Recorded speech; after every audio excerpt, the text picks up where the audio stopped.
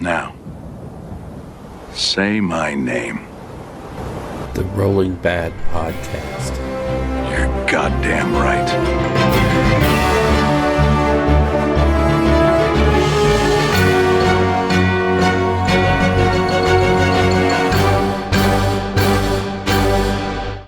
Coming to you almost live from the IT black hole in Rio Rancho, New Mexico, it's the Rolling Bad Podcast, episode number 115. It is August 29th. I'm your host, Reverend Bill. Hey, my deathcore are not the baddies. Castello, and with me today, all the way from the Underhive is... Joshua, I am the law. Oh.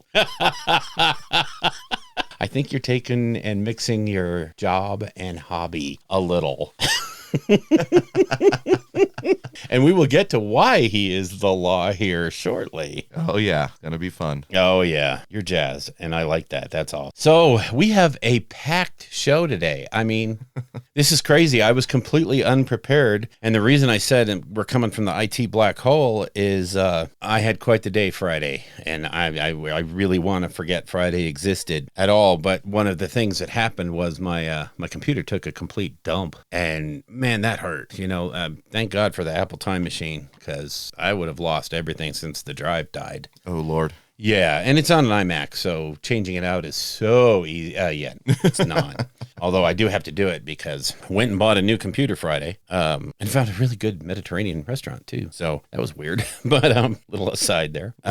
Which restaurant? It's Sahara Express. There's like a Sahara on Central, which is a really good restaurant. But I didn't realize they had an express. It's like all to go. I mean, there's a little counter you could eat at, I guess, if you wanted to, but it's mostly for to-go orders. And but I kind of love I like their shawarma and I like their falafel. Oh, but that's so good. Yeah, I tried their gyro meat, and it was really good. I was surprised because that's not really normally their specialty, their gyro meat, but it was really good. So, yeah. But, I had to buy a new machine, and I'm still, this morning I had to load printer drivers because I hadn't printed up the agenda. I hadn't thought about it, didn't need to print anything, and I'm like, this is the kind of crap when you change computers that goes on. You forget. Yeah. I loaded up a document for the LVO stuff, and I wanted to make a couple of quick changes, and I realized I hadn't loaded any of the old fonts. Oh, man. So it looked like absolute junk, and I'm like, what's going on? What did you break? Oh, I need to load my old fonts. God darn it. So, yeah, anyway, the IT black hole, I'm still recovering from that. Drove me nuts. In worldwide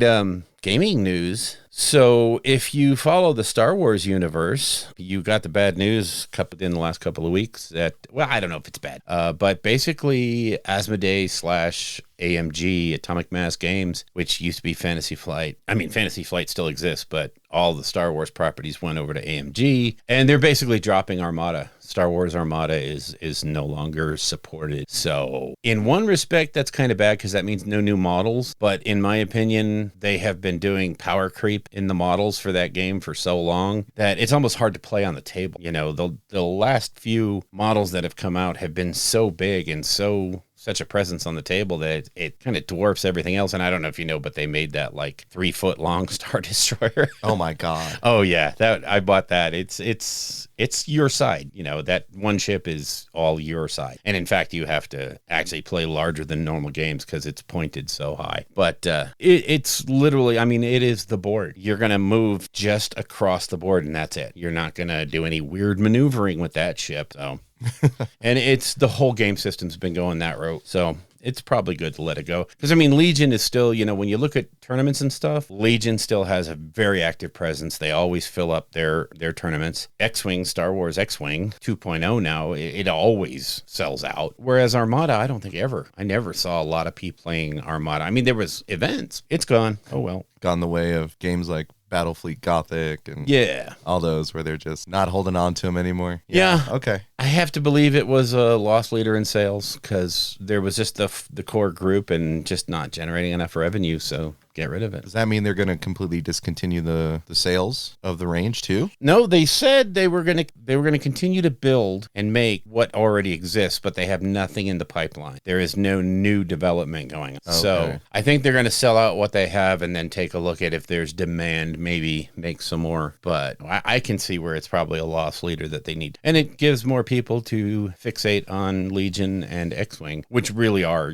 bread and butter games for them. So I guess it's a good thing. Yeah, we'll have to see see how it shakes out. Yeah, it'll be fun to watch. I knew when Asmodee is the parent company for Fantasy Flight as well as Atomic Mass Games, when they took the whole Star Wars property away from Fantasy Flight and put it over in Armada or Atomic Mass Games, I kind of had this feeling that something else was going to happen. And I was praying that it wasn't Legion, because we'll get to some Legion stuff here in a bit. But yeah, it's I kind of felt like this was the end for something in that realm. But enough about them. What about Warhammer Plus? The thing about it for me is I subscribed first thing Wednesday morning. I was on, I got it done. Yep. And then, it was kind of glitchy at first. There's some trouble loading some stuff, and I haven't opened it since. Really? I haven't even gone into it. I feel like, what am I doing? I'll probably do that this evening whenever I start, doing some hobby and stuff like that. But I just haven't opened it. And I know there's great content on there right now that certainly I should be watching. But I just haven't. I'll tell you, from my personal, I jumped on there again first thing Wednesday, whenever it popped, and I got in right away, paid, yay, ordered my mini, got all happy, downloaded the app, and it was seamless. I mean, it was just like, this is the most trouble-free launch I have ever seen for something GW Electronic. I'm really impressed. And then as the day went on, I'm looking at all these people that had and I guess, if you were real early, it was super easy to get in. As the news started to filter out and more people started trying to go in, even on our own Discord, there were people that were like, hey, I subscribed, and the message I got was, hey, we're sorry to see you go.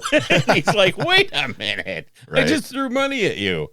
So yeah, it's I guess there was some rockiness, but I truly enjoyed. I was watching the videos. I went over to the Warhammer Vault and I just had to laugh when in the Warhammer Vault, the latest edition of White Dwarf that's up there is, I think, 50. So they're about a couple of years, or 450. So they're about a year off for the newer ones, but I guess they'll get put up as time goes by. But they had every episode or every issue of Warhammer Visions. I just had to laugh. Yeah. So the old catalogs, but it makes perfect sense because those were done electronically anyway. So, they had the files readily available, just toss them up, and I'm sure they'll be putting more and more stuff. That is probably a task in and of itself to get that stuff ready for distribution on an electronic medium like that. So, yeah, I will say I did skim through the vault, right? I didn't try and watch any of the videos, but checked out some of the old White Dwarfs. I have them already, but just looking through and just seeing if everything loads, and at that time I wasn't using the app.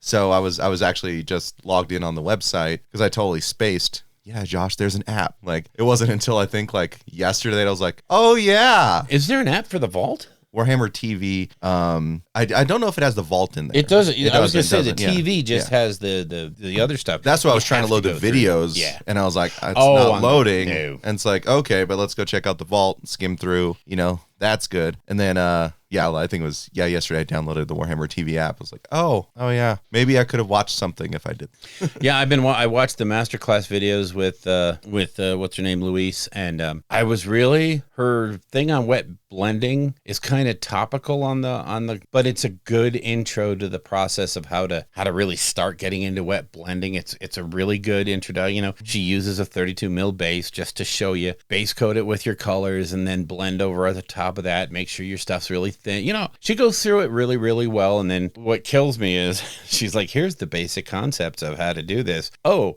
and then I finished up this shield offline and here it is. And I'm like, wait a minute. That does not look like what I can do. So it's going back a little bit to that heavy metal base coat wash, heavy metal, maybe a couple of steps in between. But yeah, she does great. And I loved her videos. And one thing I noticed and I was enthused about was when she's doing her videos, she's in just regular street clothes. She's not in some, Warhammer uniform. And it's just like, okay, that's refreshing. She looks like a human, not a Warhammer community robot, Yeah. So, but yeah, I love the animations and so far the angels and the hammer and bolter. I'm not going to spoil anything because, they're still rolling that stuff out. But yeah, they're they're engaging. They're fun. Worth your time. Yeah, definitely. And I know they had some hiccups and, I'm sorry. Disney Plus had hiccups. Oh, yeah. Everybody has hiccups. So, let them get it worked out. It will square itself away. So, yeah, you'd have to almost be suspicious if something launched perfectly first time without any incident whatsoever, because then it feels like it's just going to crash at some point. Yeah. Yeah. So good to get the bugs out initially. Sure. I look forward to watching some stuff probably this evening. I been sort of consumed with another aspect of the hobby we'll talk about when we get to creation and battle. So, yeah, like I said, this can be a pretty packed show. What we're going to kind of cover is in the lore. We're obviously going to do New Dawn creation, a little bit of battle. I played a game that was comical, and I know you had a game that you really want to dive into. Oh, yeah. But in the lore segment, we are going to talk about kind of the AOS FAQ and our initial observations of the changes. And then in the After Dark, we'll dive in with a little more salt, maybe. And then we're also going to start hitting hobby overload. What to look for and what to maybe do, what to try, what to avoid. Yeah. That way you don't get burned out on your hobby, because that can be one of the worst things is you enjoy this so much, the next thing you know, you don't. Yeah, and you can find yourself inundating yourself and putting yourself into a funk just because of the projects you have lined up. So yeah, we'll talk about all that stuff, and then we'll wrap it. Something else I wanted to mention, if you remember last time I said we haven't sent the Cursed City box to anybody because we couldn't find the winner. Patreon would not let me contact him. It just every time it would kick it back. Well, lo and behold, the individual's actually on our Discord server was listening to 114 and said, "Hey, wait, let me contact him." And so he did. And so, yes, tomorrow morning, that box is going to be winging its way out to Aaron Burgess out there in Massachusetts so that he can have his own copy of Cursed City. Yes. Congratulations, Aaron. And thank you for your hefty donations. Yes, much appreciated. Oh, and I did get confirmation. The money from both Kickstarter campaigns has gone and been sent on to St. Jude's Children's Hospital. Thank you all. Thank you so much. Yeah, well, let's jump into New Dawn, and we shall. I think the first thing up in New Dawn has to be the email that went out a few days ago about look at all this stuff that's back in stock. Yeah. So a lot of the repacks must be done. Mm-hmm. So, and a lot of it was Stormcast. There's a lot of other stuff too that was redone orcs. A lot of orc stuff was in there. 40K orc stuff as well as AOS. So yeah, I guess they've been diligently repacking. Can you imagine having to open all those boxes, pull everything out just to stuff it into a different box? Well, I mean, with particularly the AOS stuff, they have to do the new sheets, right? And so they have to rulebook's got to recycle. I hope they're recycling all that shit. Oh, God. Yeah, and I don't know if we get too much into leaks, but I think it was on like Vince's show last week, not this week, where they looked at some of the printouts for the Fulminator kits. Yeah. And those guys are spicy. They are bonkers. Wow. Yeah. Kragnos might actually see some use now with all the dragons that'll be running around. It's all right, because giants are just going to own everything here short. So, yeah, and something I wanted to hit at the top of New Dawn also was to correct myself when I said, a few episodes back about how there's been like this dearth of Warcry support, and it's almost like they're dropping the game, only to finally come out and realize, and I actually read that article that they put on Warcom with all the Dominion stuff for Warcry, and go back a few articles, and it's like they've done everything. They got Soulblight Gravelords and all their stuff is on there, and this is all free on the website. Mm-hmm. So I'm like, okay, so why don't you just shut up and take back what you said about they're not supporting Warcry at all, because they really are. And it's free. The only reason you didn't think it was supported is you didn't have to pay for it, idiot. So, well, I mean, it's just bringing things that are out into the fold, right? I think our concern was not seeing any other new kit support, or things like that, because the last thing we had was the Catacombs, and it's been a minute. I still think there's a lot of like creative space for the various warbands because I know they try to bring everyone's armies in, and they added some really cool things like the Shadow Stalkers. I mean, they're almost a mainstay now in a lot of dock lists. I think that they've got still some room to work with, and I think we just want to see more of that. Right? Yeah, but it's good that, you know, like, hey, by the way, just like Kill Team, your models still work. Yep, there is nothing. You go through those books that were put out, and everything is there. So you can play Warcry infinitely with all the stuff that are in those tomes, those Warcry handbooks, pendiums, if you will, and with what's on the website with the new campaigns and the new paths. It's amazing. Yeah, game can still be played, and I think things do fall underneath our radar when we don't see product support for it coming out. Right? It just, by the way, there was a Warcom article if you didn't know. Like, it's not front and center, and it kind of ties into the theme of the show. Oh yeah, the old FOMO thing. So once again, the Stormcast Eternals didn't pre-order this week.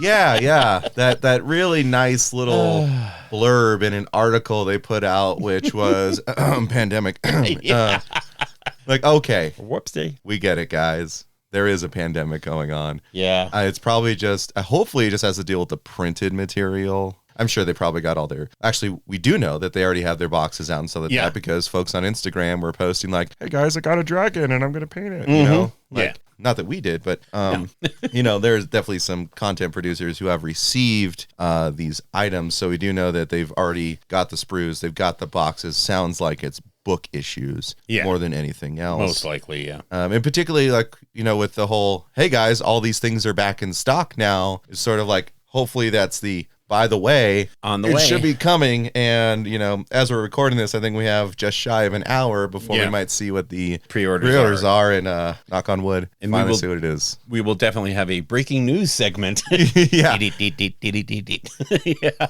And this ties into some of the stuff on creation. Yep. But yeah, damn it, I want those things. Yeah, you and me both. This is super huge for my New Orleans, and we're getting close. Yeah. So far closer than I'm comfortable with. So ho-hum. But what did come out this week was, I don't know, they just released some BK skirmish game or something. I don't know. Yeah, not a lot of people play, I hear.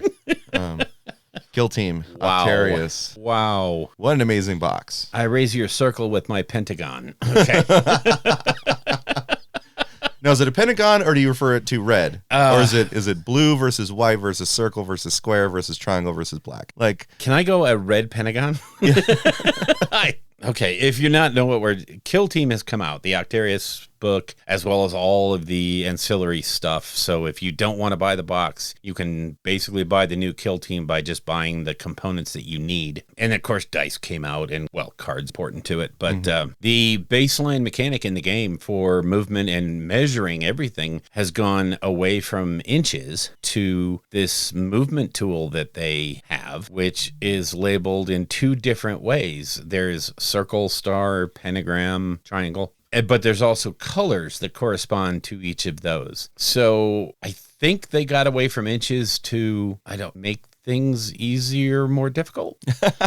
Yeah, I don't really know how to feel about it. I mean, it's not terrible. I mean, it's if you have the movement gauge, it's and it comes with every box. Yeah. So and if not, you can just buy that separately. Yeah. With the objective trackers and all that stuff too. Yeah. It's a weird twist, but it's not so bad. Because once you start reading the rules, it just makes sense. And yeah, I'm not averse to it, because, you look at Marvel Crisis Protocol, Legion, Star X-Wing, all of them have movement. Yeah. And they're based on that, getting away from the inch methodology of, well, you can move 6 inches, blah, blah, blah. No, now, a lot of games are doing this. It's just such a departure for GW. And I think in a desire to make it approachable on different levels, they not only went with a color code, but also a icon code so red also corresponds. Red is what? Pentagon. So yeah, you either move red or you move a pentagon. It's the same thing. Mm-hmm. So that way, I guess if you're colorblind, you can just deal with pentagon and triangles and stars. But if it can get confusing if you're old and stupid like me. I mean,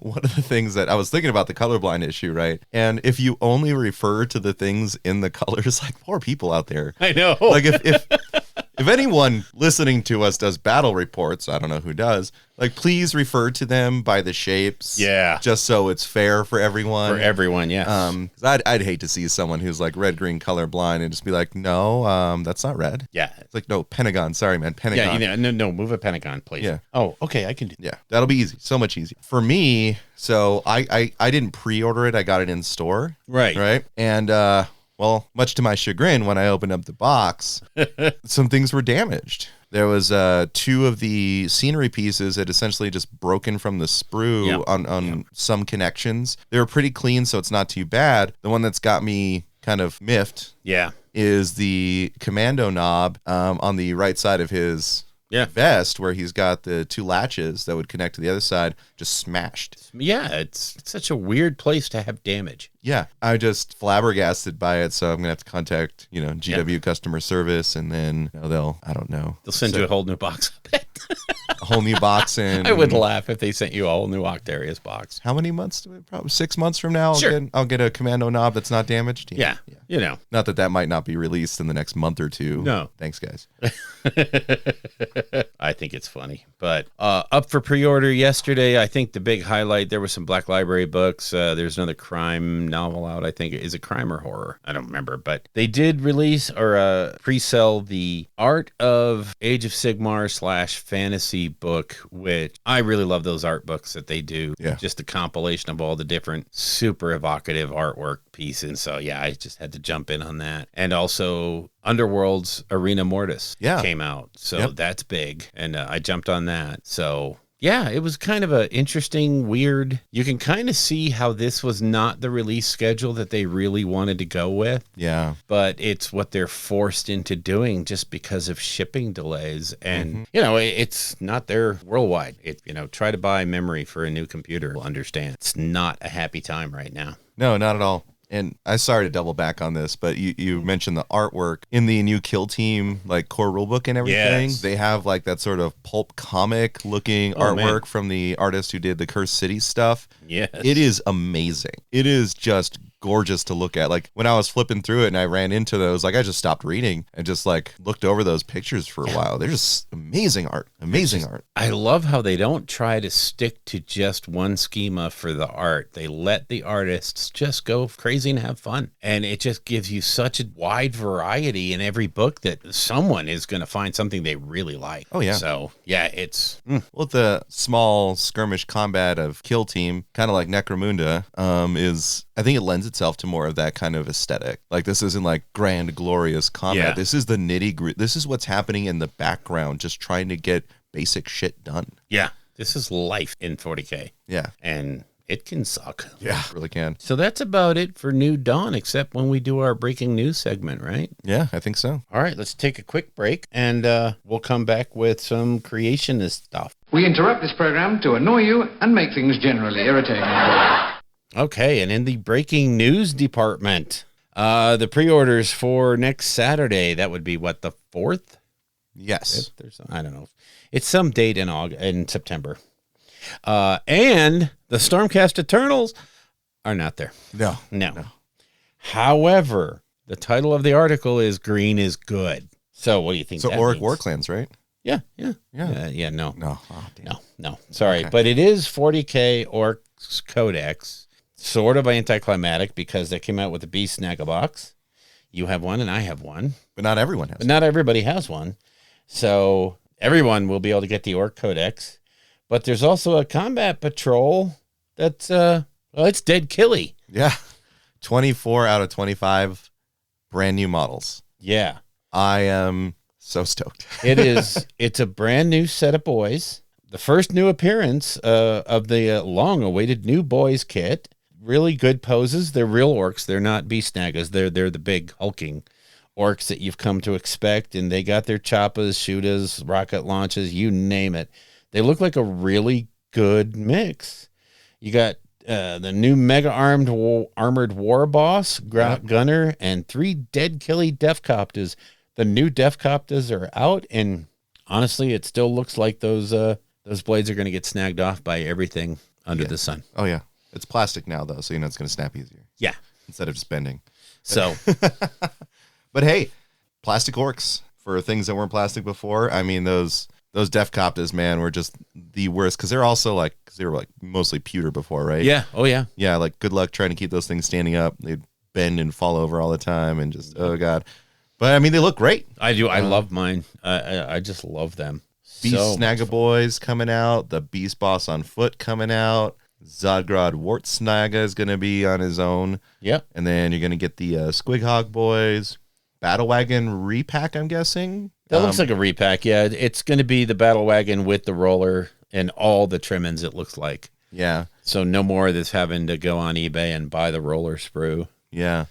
And then we got the Big Ed Boss Bunka dropping as well. That's huge. I mean, that is a great looking piece right there. I mean, even if you're just using it for terrain for any reason, it looks fantastic.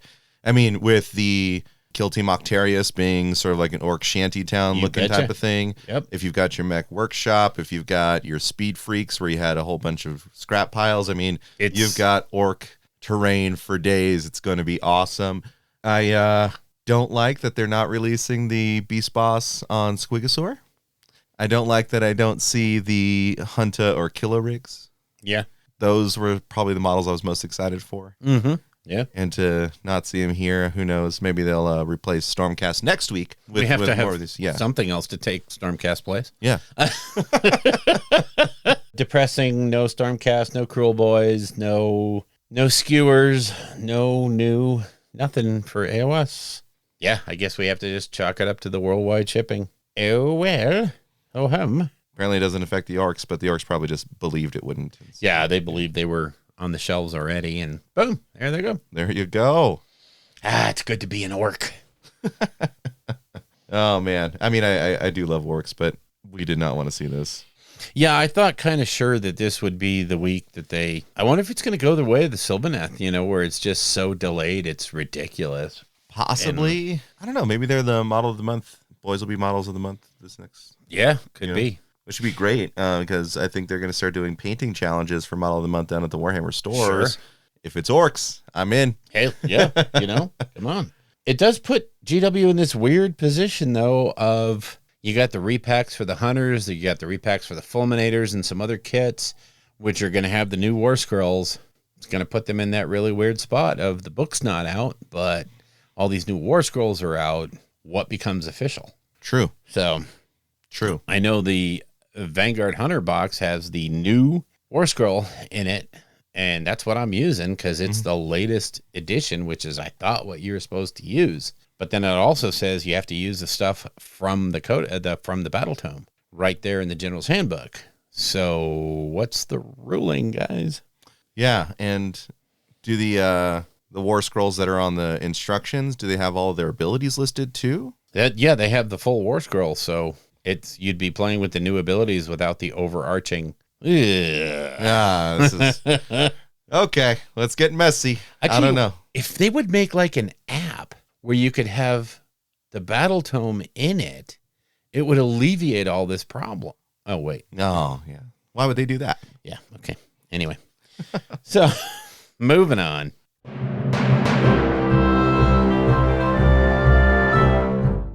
All right, let's get a little creative. You want to go first? You want me to go first? What? I think you've been a little bit busier than I have. You think? I think so. I want to hear about your stuff, Bill. Okay, so what I did in the last couple of weeks was finished all the terrain for the Extremis box as well as the Realmscape expansion box. So got a nice big chunk of terrain. I mean, it's probably a full board's worth, with the new smaller table size. It's a good board's worth. I don't know if they recommend 8 pieces, so you probably need a couple of other little pieces to work with, but it's cool stuff. I like that terrain. This is a keep being rebuilt, an area being redone. So the pieces are a little repetitive, but it's still okay. I like the normal color scheme, the white and the gold, except I have this thing about, I don't really believe if you're starting up a new city in a chaos-infested mortal realm that you'd be gilding everything with gold right off the bat. Maybe let's get it built and then gild it. So I've decided on a different paint scheme with mine, and I did some tests. So you can see I have my primers out there, and I'm looking for kind of a gray that isn't Mechanicus standard gray. It's a lot lighter. Okay. So I want it to be kind of white, but not white. So I'm mixing up a 2 different color grays from Stynylrez to make sort of a lighter than Mechanicus gray. But not gray sear. Yeah. Like sort of that in-betweeny area. Yeah. Something right smack in the middle. I'll get those things primed up and then start. I don't think I'm going to go with the gold, though. I just... It bothers me that you would spend all that time gilding all your stuff in gold when the idea is just get a city built. So unless gold is so plentiful, maybe that's the truth. Maybe it's just so easy to come by that it's a standard building material. I mean, apparently the Stormcast Eternals have it in, oh, good God. by the ton. We got a lot of this stuff. Mr. Grungny, sir, would you like to use it? What does that even look like? They're sitting here like, all right, so we started to build this up. We haven't finished the keep yet. And then like some Stormcast dude's like, hold on a second, snaps his fingers, lightning hits. There's a crate of gold flake there. Yeah, exactly. And they're like, we need this now. Yeah. And they're like, but they're coming and we need to get inside. No. Melt this down and start gilding everything. Yes, sir. Yeah, it's weird, but I don't know. It's just my thought. I'm sure I'm wrong. And it looks, I painted up the store terrain and it looks fantastic. It looks great. Oh, sure. That color scheme is very eye-catching, which is obviously what you want. Although in my humble estimation, I think the terrain should be a second tier character in the game, not a thing that draws your eye to it. Yep. You should be looking at the armies and not the terrain. So that's just my thought on that. I also, I was building up that list with the Celestar Ballistas and the long strikes, and I'm sitting there thinking, oh man, this is gonna be great. The Lord Ordinator's gonna give them the buffs, and they're gonna be like hot, and I'm gonna be shooting stuff, and giants be damned. And I realized later that I never bought a Lord Ordinator. Oh, whoopsie. So, and there was like so many opportunities because there's the normal one, and then there's the one that you could get with the, what was that set? It had the Fungoid Cave Shaman and Malign Portents. Yeah, the Malign Portents. Malign Portents was an Ordinator as well. So I blame you and I blame Clayton for this. I know I saw it at the store, and I'm like, well, Pam, I'm just going to run down the store real quick. I got to pick up this Lord Ordinator for my army. She's like, yeah, of course you do, because everyone needs one of those. She gave me that kind of like weird eyeball. And I get to the store and I'm like, Anders, man, I need that Ordinator. Where did you move him? And he's like, oh, Clayton just bought him like an hour ago. I'm like, you're freaking kidding me. And then, of course, we got into this whole thing of, yeah, he bought one of the Star Drakes and Josh bought a Star Drake. And I'm like, wait a minute, I'm doing Stormcast, not them. Yeah, I had to order him online. I got him built. I built up the 10 Vanguard Hunters, 10 of the Vanguard Hunters, because I have another box of 10. And then I have 5 more from, I think, the Blight Wars box that I'm probably going to build. I think it was Blight Wars, Blight Storm, whatever that box was. The Nurgle Stormcast box. Yeah, that older one. Yeah. I don't remember. Yeah, I think it was either that box or it was one of them. But yeah, I've got 15 more to build. I'm just building those with Wild Abandon because I know what their War Scroll looks like, so they're good. They're fun. What are you doing how are you doing on Gryph-hounds? Thousands. Yeah. Okay, good. I have enough Gryph-hounds to choke a horse.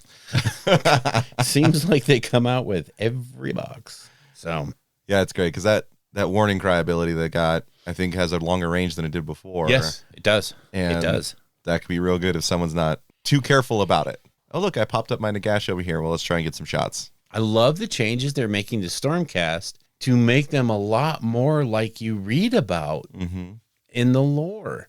And it was, one of my beefs always was they're so amazing in the lore at points. And then you get them on the table and they're just so lackluster. And those days are over. Yeah.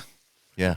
Just from the War Scrolls we've seen, those days are over. And from just the general knowledge they're dropping about the different storm hosts and some of their abilities, but we'll hit that when we get to the battle tome, because my God, it's going to be good, and it should be coming soon. Who knows? Yeah, I'm anxiously awaiting, 11 o'clock. 34 minutes. So another thing I wanted to mention was White Dwarf 467.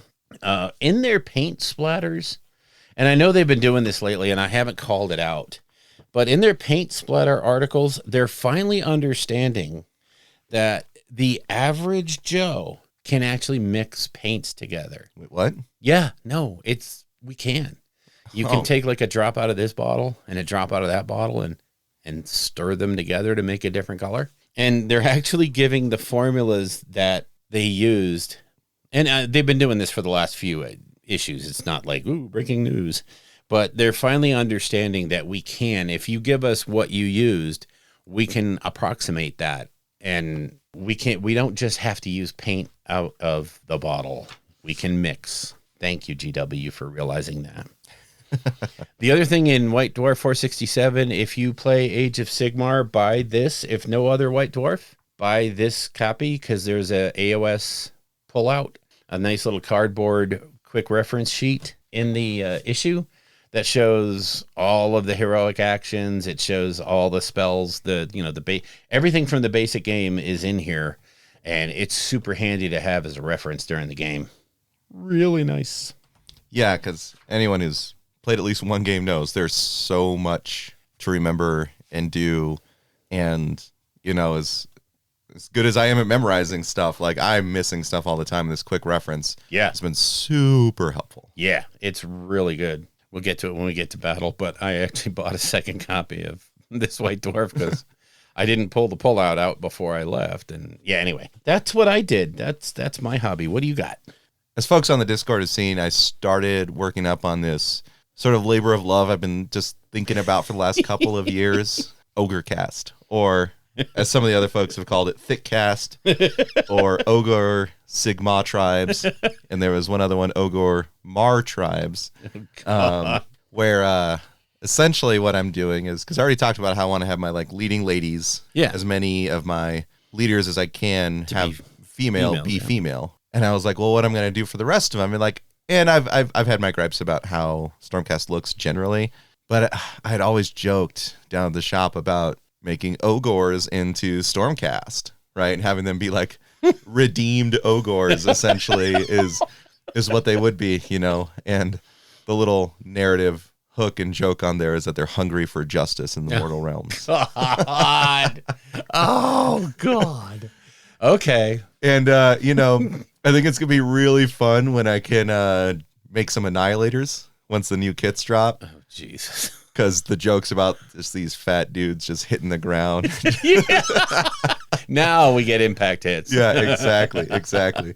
I'm really excited for this project, but of course, without the new book, it's kind of on hold. I just did my first 2 test units. One is 5-man Liberator Squad, the Knight Vexilor, or as it's been lovingly called in Discord, the Knight Snaxilor. Oh God.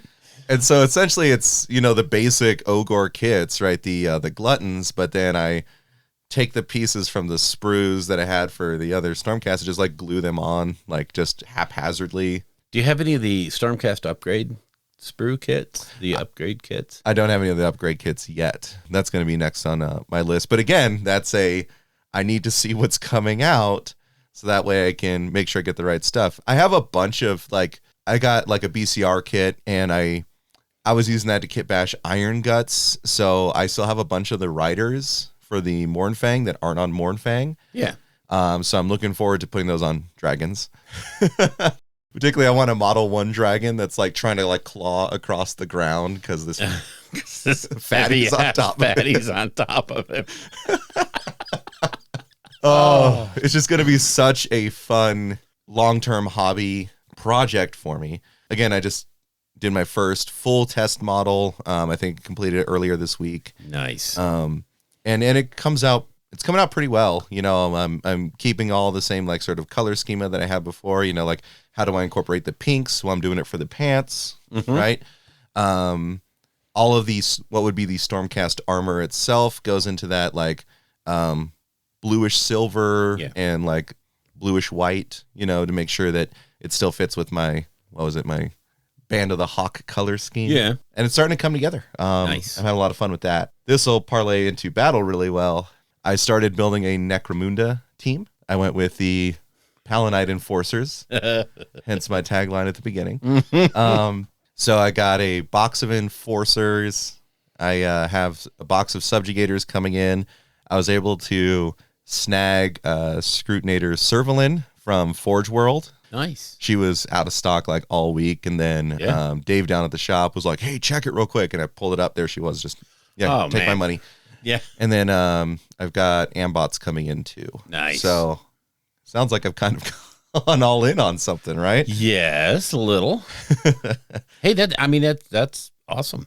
It's so fun. I built 7 Enforcers with the loadouts I can have for a full 1,000 credit starting gang. So it's so fun. Yeah. It's so fun. And they're sitting drying off in the garage right now. Cool. Well, that's a perfect segue into battle. Why don't you just talk about why? Down at the shop, Ed, really big into Necromunda. And there are a few guys down at the shop who are like so heavy into it. Like they're just totally sold on it. Sure. I bought the Goliath Escher box like when I first came into the hobby. Yep. And I've just been kind of sitting on it. Yeah. Right. So, I've got a lot of these materials. I just never like dove into it because, one, I didn't know anyone who played it. Yeah. Right. I hear you.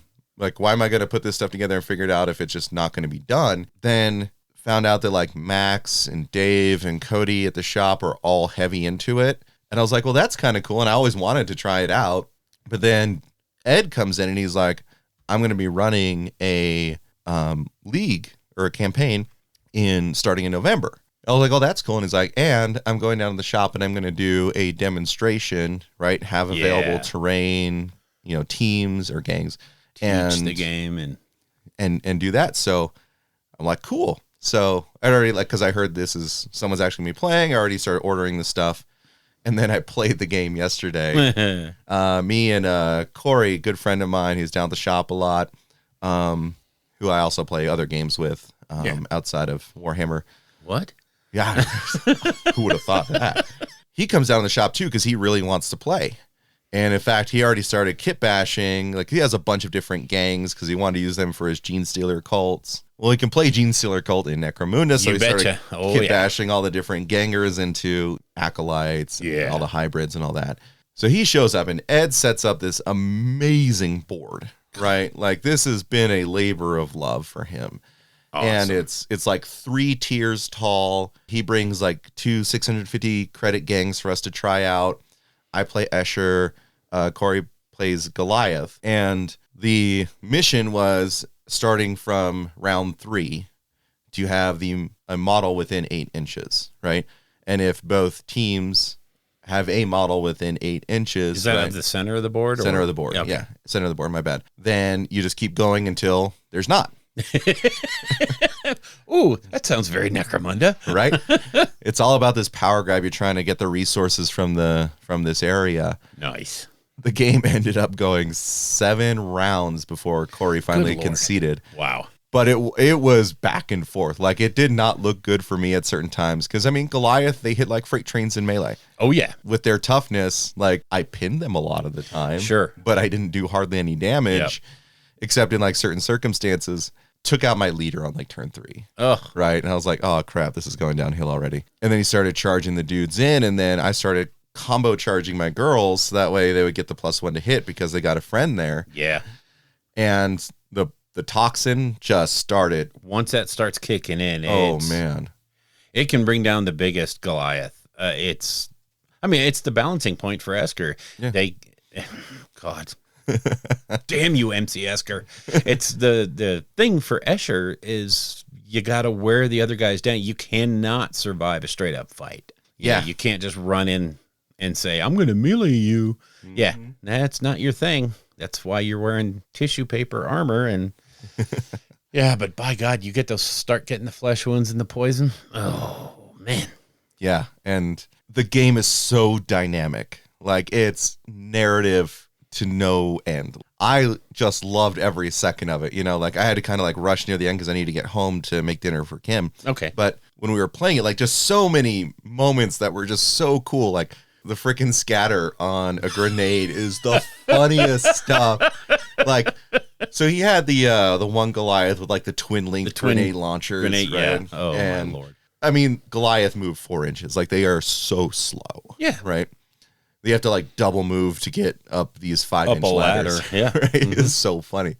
But this dude was just trying to shoot up onto the catwalk the entire time. Right. And he only actually hit once. Yeah. And then he failed to wound.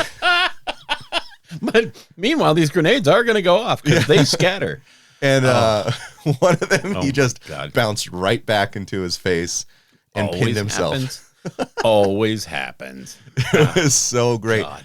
But I mean, this was all, if it wasn't for Ed's efforts to make such an amazing board, like, I don't think I would have fully realized how cool this game is. And so I'm sorry, everyone who's listening to this, I might become that guy who's like, all right, cool, let's talk about my Necromunda game, even though this is an AOS show. You know what? I'll talk about Aeronautica Imperial, you name it. It's all of these games are so much fun. And, you know, Necromunda is one of those when you get with somebody that has really poured, you know, like we said before the show, when someone pours all that attention into detail into it, it's just so much better as a gaming experience. Yeah, sure, you could throw out, you know, the cardboard table and throw some of those little barricades up and play Necromunda. Sure, you can. It's nowhere near as much fun as playing it the way it was meant to be played. Yeah, 100% agree. One of the things Ed was talking about, and I would love to participate and help with this long-term project, is building like an 8 to 10 story tall terrain piece that is supposed to kind of be like peach trees from Dread. Ah, yes. Which, by the way, is the color scheme that I'm going for all in all of my police. Yeah, you're not into Judge Dredd that much, though. No, not at all. From what I understand, you don't like that. Yeah. I mean, I only watched it while I was modeling them because, I mean, I had to. Yeah. There was no choice. Yeah. I mean, but, oh, God, I'm so excited. Such a fun game. Outside of Warhammer, just came out this week is Aliens Fireteam Elite. Oh, yeah. Troy was on it. Yeah. And he said he really enjoyed it. And I played, back on PC, AVP. Yeah. So much. Yeah. And I always played the Marine. Of course. I just had the most fun with it. And so even in PvP where they're like, Marines just get murdered, you're just giving up free kill points, I was like, no, I'm going to get better at this. Yeah. And so like back in my heyday, like I was hitting like top 3 regularly with the Marine just because I knew how to handle it and everyone was going to try and come for me. And so then I can bottleneck them and, you know, just like, here are all these grenades, guys. Yeah. Bad choices were made. Or you get into the giant suit with like the rocket launchers and the mini guns. Oh, and, yeah. you know, just find a nice little place where you could just see anything that's coming and just take them all down. It was so much fun. So I'm like, I want to play this game. It's up to 3 players, third person over the shoulder. You have 4 different classes you can play. Each has a benefit that they can give to the rest of the team. I played primarily the tech, who has a turret they can throw down. Right. Which is so good. And then the shotgun is amazing in that game. Particularly because there are a lot of like, you know, just hallways that they start coming down. And there's so a lot of close quarters fighting. Yeah, so spray. Yep. So one of the missions, Troy was playing the gunner and I was playing the technician, and between his flamethrower and my shotgun, like nothing ever got near us. Yeah. Oh, nice. So fun. I recommend it. It's $40, you know, on like PlayStation's where we play it, but it's a good time and I can see myself playing this long term. It's sort of Left 4 Dead meets Division. You know, like there's a few like games that it kind of like brings together. Amalgamates, yeah. And is it cross-platform? Can you do PC? I don't know that. Okay. I don't think so because it's usually invites based off of your PlayStation Network ID. Okay. Yeah. But so I'll have to fire up the PlayStation and grab it. Oh, it's so fun. Yeah. It's too much fun, but you're going to love it. And it's cool because you can upgrade stuff. You can get like cosmetic stuff that you buy with credits, right? Yeah. And I haven't seen where it's like spend money in game and you can get blah, blah, blah. Like, no, you literally just go complete missions and you earn the stuff. So like my character, I just got her some aviator glasses. Like they're clear, right? Yeah. So they're not actually like sunglasses. And so she looks like this like nerdy Asian chick with a side shave and purple hair. Oh, God. But I was like, perfect for technician. Yeah, That's just there you perfect. But you can switch in the other ones, like Demolition has like the heavy weapons, the smart guns, that kind of stuff. You have the Doc, who has a healing bot that you throw down and just heals in a radius. And like it sort of counts down as it's healing, and then you have to restore it. And then also gives a temporary increased fire rate as a buff. And so Doc is all about buffing. And then Gunner's just classic, Colonial Marine. I just shoot. Yeah. And they have solid weapons. So good time. And that's what I did for battle this week. Nice. So for me, I got a strange opportunity to play a game of Sigmar. I had not brought an army with me, but I was provided with one. This was a local tournament winning army. So I'm like, oh, you're going to get to watch it lose. You're going to have so much fun. And my buddy Denny was playing Stormcast, a Seraphon list that he was testing out to see if it was viable. So the combination of those two things was really bad for the Seraphon. I found out that Daughters of Cain are really, really good. Yes. They are amazing. Yes. And once again, I'm going to throw this shout out. Thank God for AOS reminders, because I actually tossed it in there on my phone, and then I was able to spit it out to his printer so that I could actually play the game, because I didn't know enough about Daughters unit by unit to be able to run that army well. And I made so many mistakes in that game, not just in deployment, but in positioning after movement. And you learn real quick how Daughters are real dependent on where everybody is. Yes. They're not bubble-based like Night Haunt, but you do have to have your ranges figured out. Yeah. You cannot just YOLO across the board and say, woohoo, we're going to win. But I made so many mistakes and still won that game. It was crazy. Now, to be fair, my list had Marathi, it had snakes, it had witch elves. It had, who's the one the snake lady that casts the spells? Oh, boy. The Medusa. Thank you, Medusa.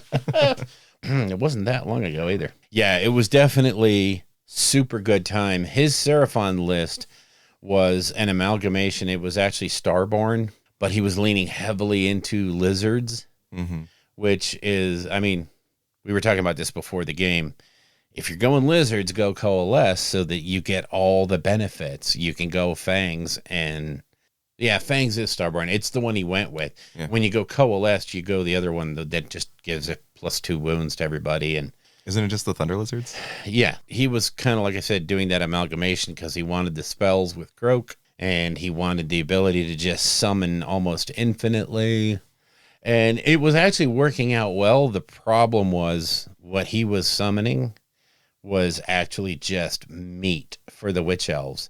And then when the snake ladies got there, it was ridiculously bad, to the point of my deployment. I rear deployed Marathi, both Marathi models, because I didn't want to be the guy that lost Marathi on turn 1. I know you can't, but I figured I would find a way. I actually deployed her too far back, so she wasn't able to really spell support. I basically wasted turn 1 with Marathi by having to run.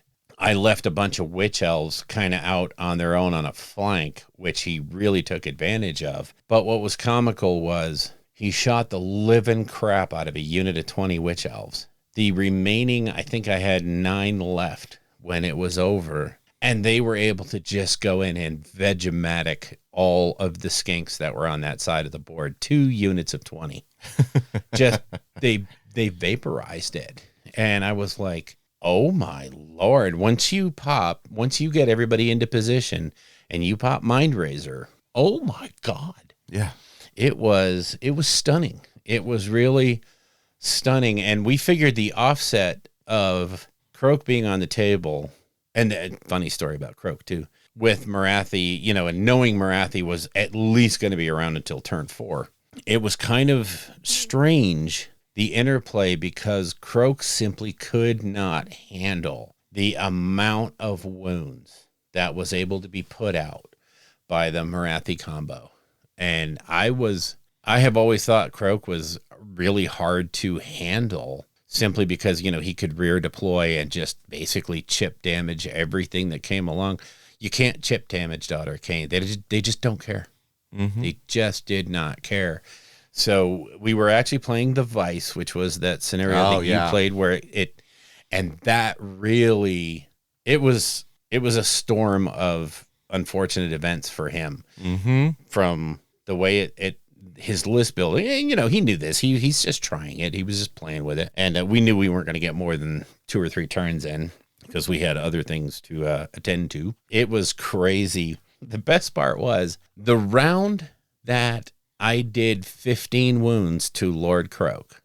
So he obviously should have died on a die roll 3d6. On a die roll 3d6 of 5 or more, he should have died. He did not. Oh my God. He rolled 1, 1, 2. And I was like, you're kidding me. That is bullcrap. Normally the kind of roll you don't want to see when you're rolling the dice. Exactly. I was like, no way. So boom, he goes back to full health.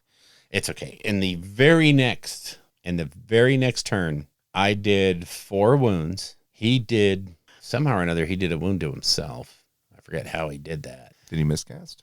Oh, yeah, that's right. He did do a miscast, and we laughed that he would probably, at the end of the phase, he would probably roll off.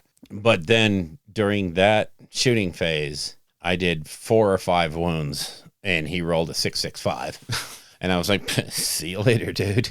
And honestly, once he lost Croak, that game was, we called it at that point. Because I was just Vegematicking everything, and I had so much center control. And of course, once you're able to ignore your bubbles because you're all in that small area, when we had not reached the point to where it got to the middle, we were still at the 4 middle. They weren't the outer objectives. They were in the turn 2 onward stage. But I was still bunched up enough that I was mutually supporting. The snake ladies were shooting while the witch elves were going in and playing Vegematic. Mm-hmm. And it was just, the synergy in that army is just so crazy. When they get isolated, they get melee to death. Yeah. They really take damage, and not well. But their return is usually just so devastating. Wow, they were fun to play. Yeah, they're completely a glass cannon army, unless you've got the right synergies set up. And then they have strange survivability, just because they have their 5-up after save in Hagnar, right? If you've got them near the general. And then you've got the overlapping buffs. You've got the Witch's Brew. You've got all these different things. And then you have Marathi just command ability. Mm-hmm. Why don't you shoot? Or why don't you attack? Yeah. Right? And so you're doing things off phase. And then they're just so consistent, right? That way. So it's not surprised that it turned out the way it did. Yeah, no, I was really bemused by, of course, like I also mentioned at the top of the show, or when we were just talking, that was one of those days where I don't care what was going on. I could literally blindly roll a handful of dice and count on half of them to be 6s. It was just, the way I was rolling was nuts. It was just nuts. And I even said, when we were having dinner later that day, I was like, I kind of diced that game out from under you. And he's like, no, I have a shitty list. And I need a lot of work. He had brought a unit of 6 pterodons with the pterodon chief. And so he was able to do this bombing run that was amazing. It was so devastating. But then they were done. That was it. Yeah. It's a once per game thing. And after that, they were just kind of a very mobile screen that could go out and take one objective. Yeah, they're sort of one pump chumps, aren't they? Yeah, he's building Ripperdactyls now to replace them. So as he should. Yeah, because they're not good. But that was my game. As far as computer games, I've been doing a lot more with Inquisitor. The Cabal's trying to rack up points. Oh, okay. So yeah, I've been trying to hit at least one or two missions a night, and I started a Void Crusade. I think one of the Azure ones or something, and just to start racking up glory. It's going all right. I think this is the last week for the Cabal. I think it's going to get blowed up. So there's a lot of infighting going on. I don't pay much attention to it, and there's people arguing about this and that and the other thing, and I'm like, after today's. On Sunday, they give you the weekly glory and the weekly rankings and points and all that stuff. Yeah. And I think after that comes out, the Cabal's going to split into two, and everybody has to decide what camp to go into. I think I'm just going to say I'm looking for another one. I don't care. Yeah. So I mean, they were cool people, but this kind of political bullshit in a game, no, I'm not into it. I never understood the infighting part of guilds, cabals, alliances, whatever it is in the game. I never got it. I can't. I mean, I'm invested in the game. I mean, I really want to, do well and succeed and have fun, not at the expense of someone else. Yep. It's not, whatever. I don't care. Like I said, I'll be Cabalist probably at the end of the day, but there's others out there. So just find another group of wackos and play with them. Cabalist. Yeah. I don't have a Cabal. Oh, phrasing. So, yeah, phrasing. Oh, I just got that. Oh, my God. Oh, wow. Yeah, I just got that now. Welcome to the show, Bill. Yeah, thank you. Thank you. Now that I'm awake. All right, let's take a quick break and maybe do some lore. We got a little bit to go into. Jump into the fact maybe a little bit? Just a little bit. Okay.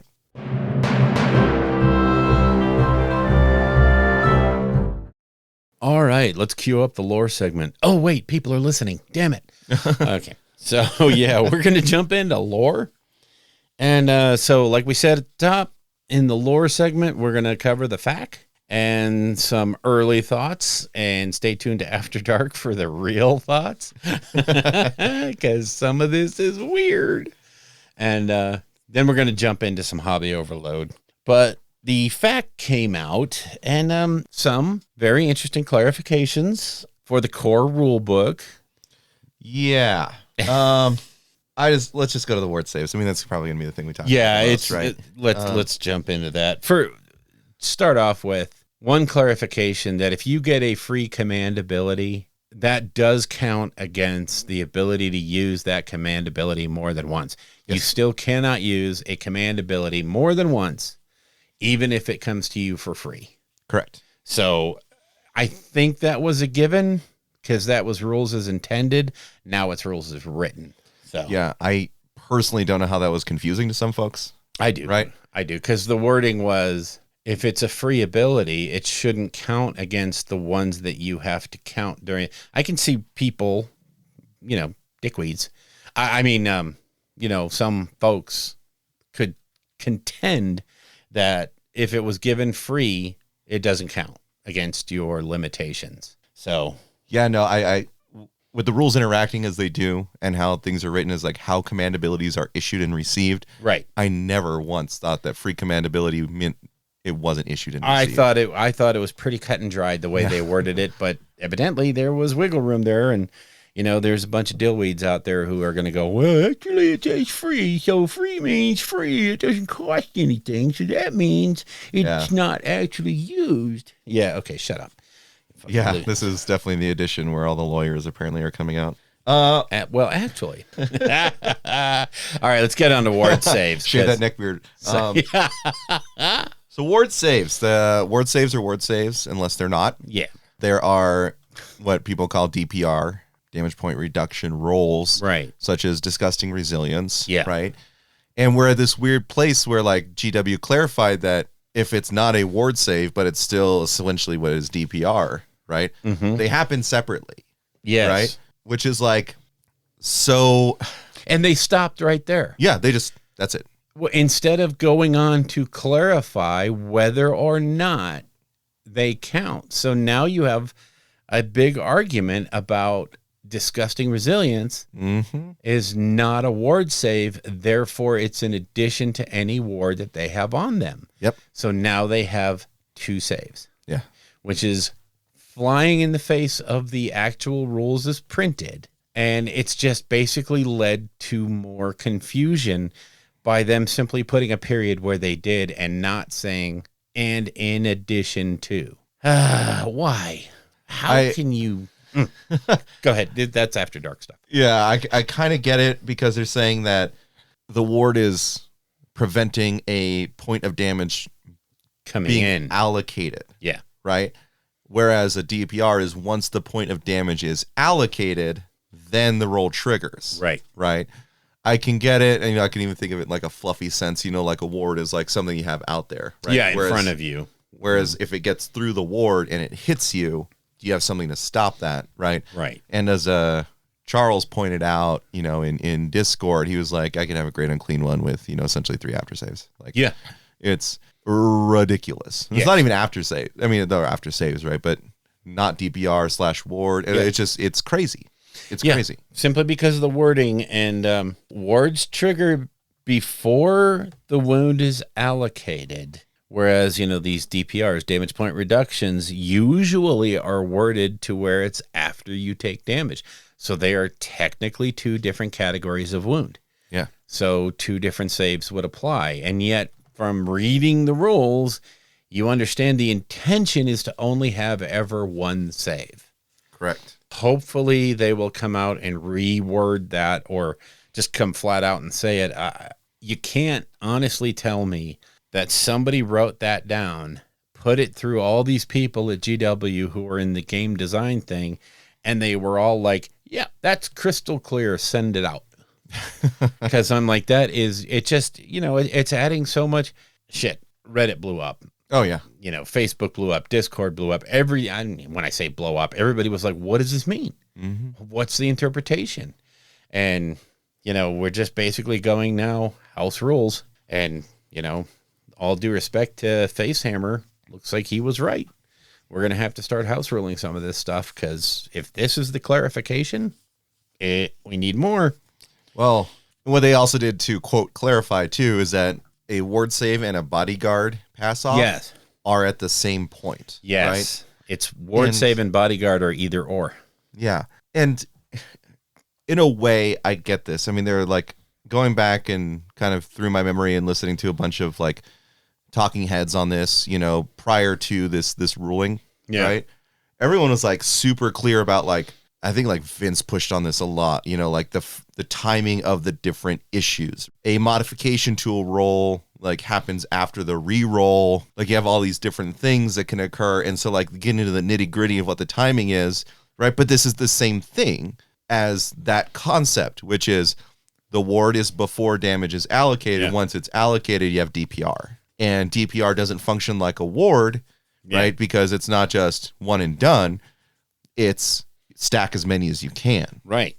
And so now we're going to have like these flowcharts. Yeah. And monsters that just can't die. I mean, that was a major gripe going around right now. But like, guys, they said it was, the age of monsters. Like monster heroes are supposed to be amazingly powerful, but it made people feel like it's just more oppressive because not only do you have save stacking, you're going to have DPR stacking. Sure. Right. And your whole goal of making the game faster just went out the window. Yep. As the Great Unclean One takes 3 saves for every wound. Mm-hmm.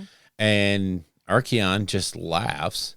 Meanwhile, all of the Seraphon and OBR leaders on big monster mounts are just going, yeah, fine. Throw your damage at me. I don't care. Yep. Because I've got my stacked up wound saves and my DPRs. And as written right now, as clarified right now, I'm making 3 to 4 rolls per wound point.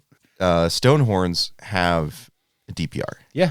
And so now you can throw Amulet of Destiny on them and have a super survivable one. It's not, you betcha, almost back to when it was the Ethereal Stonehorn, right? Yeah.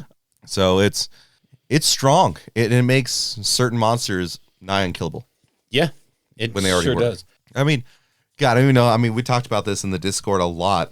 I mean, I feel like one way to like sort of stop this from happening, and I agree, I think it was Ryan who brought up this, is just stop it at you can only increase the save +1, period. Yeah. You can't save stack. Right? It's +1, period, and then you deal with the rend from there. Yep. So that way you don't have, Archeon and Nagash who are nigh unkillable. But then there begs the question there, like, they're godlike. Yeah. Shouldn't they be? Is this intended? Yeah. And if so, put a designer commentary attached to it that says, this is what we mean for it to be. Mm-hmm. This is our intention. Deal with it. I think right now the confusion is simply because the wording went from pretty solid and clear to very vague now. And it leaves so much interpretation out there. And honestly, I can see both camps saying I'm right. And technically, as you read it, yeah, you can make an argument. Mm-hmm. But anyway, let's move off of that because it's contentious and everybody's contending it right now. So faction terrain that gets set up during the game must use the War Scroll rules. Yes. To set up. So basically, take your feculent narwhal and shove it up your Sylvaneth Wildwood. See, you thought I was going to go there, didn't you? So yeah, narwhals got hurt. Wildwoods got hurt by that. And honestly, there's a lot of people out there that are saying, well, that's just the way it was or the way it is. But honestly, in gameplay, when you are starting to toss those things out there and you now have that new limitation, and I think this could be intended, but the narwhal cannot now be used to slingshot ever because it will be behind you all the time. You will be out of its bubble. Yeah, because they said that it has to be set up wholly in your territory, right? So you'll never use it to increase your charges across the table, which is probably, I mean, it's not probably a bad thing for Nurgle because they got buffs elsewhere. Yeah. But for Sylvaneth, oops. Yeah, I mean, Sylvaneth got hosed anyway. Yeah, they got really hurt in this fact because, I have to admit, they were winning everything. Yeah. I mean, they were literally just dominating. Oh, wait. That was 3 editions ago. Sorry. Okay. I mean, Bill, they got everything for free, so they had to make it harder for the Wildwoods to deploy. Yeah, okay. Speaking of Wildwoods, they exist in the new kill team. Yeah, that was a really fun point we found out, which is, the crossover we've all been looking for, right? Exactly. My conspiracy theory brain started going now. And we know now that Wildwoods are in 40K. Thank you, Kill Team Octarius. You have once again proven that the two worlds are connected. Yes. Which obviously means that Sigmar is a missing Primarch and that I'll stop. Okay. Because, I mean, it's so obvious. Anyway, let's move on now. So here's a good one that says, objectives that are on the borders of areas are considered to be within each area, but not wholly within, which does kind of clarify a couple of the scoring points for some of the different scenarios. I guess I just read it that way in the first place. I don't know how it would be confusing because it's the same thing with like units, right? Because you could have a unit that's crossing territories and they're considered to be within both, but not wholly within. And so I just thought that was how I think it worked. Some of the argument was, and I'm not sure that this was what people were saying, but people were saying that the objective marker is simply a far out of scale marking for like a millimeter wide point on the battlefield that actually does exist in both areas. It could be in the deployment zone and out of it, and it does count as wholly within both. Schrodinger's objective marker. But in reality, they're now saying that, no, here's the deal. The objective marker is the marker. That's why we spelled out what it physically was, and it cannot be wholly within if it's straddling. Yeah. So, and it just clarifies the scoring. So it's kind of a good change. It was worded okay. I mean, and it takes away that argument. I just don't know, existentially, how something could be within two areas and wholly within both. It's Schrodinger's objective, man. I just always assumed that it was within but not wholly within unless it was wholly within, if it is straddling a border. Yeah, I always thought it was actually the circumference of the objective itself. Mm-hmm. But then there were other people that said, no, where does it ever say that? Where does it come out and say that? And I'm like, okay, you're right. It doesn't flat out say it, but okay, I guess you just don't assume because other people assume differently. These nerds, I swear. I know. So monster units. So a unit of monsters. I'm looking at you, Giants. Each individual model in a monster unit gets to do a monstrous rampage. Yeah. It's not one for the unit. It's one per monster. You still cannot duplicate. Yeah, that's how I've always read it too.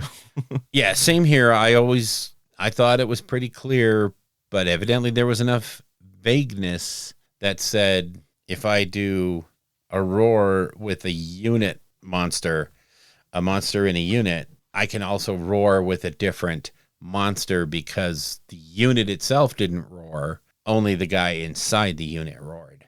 So, yeah.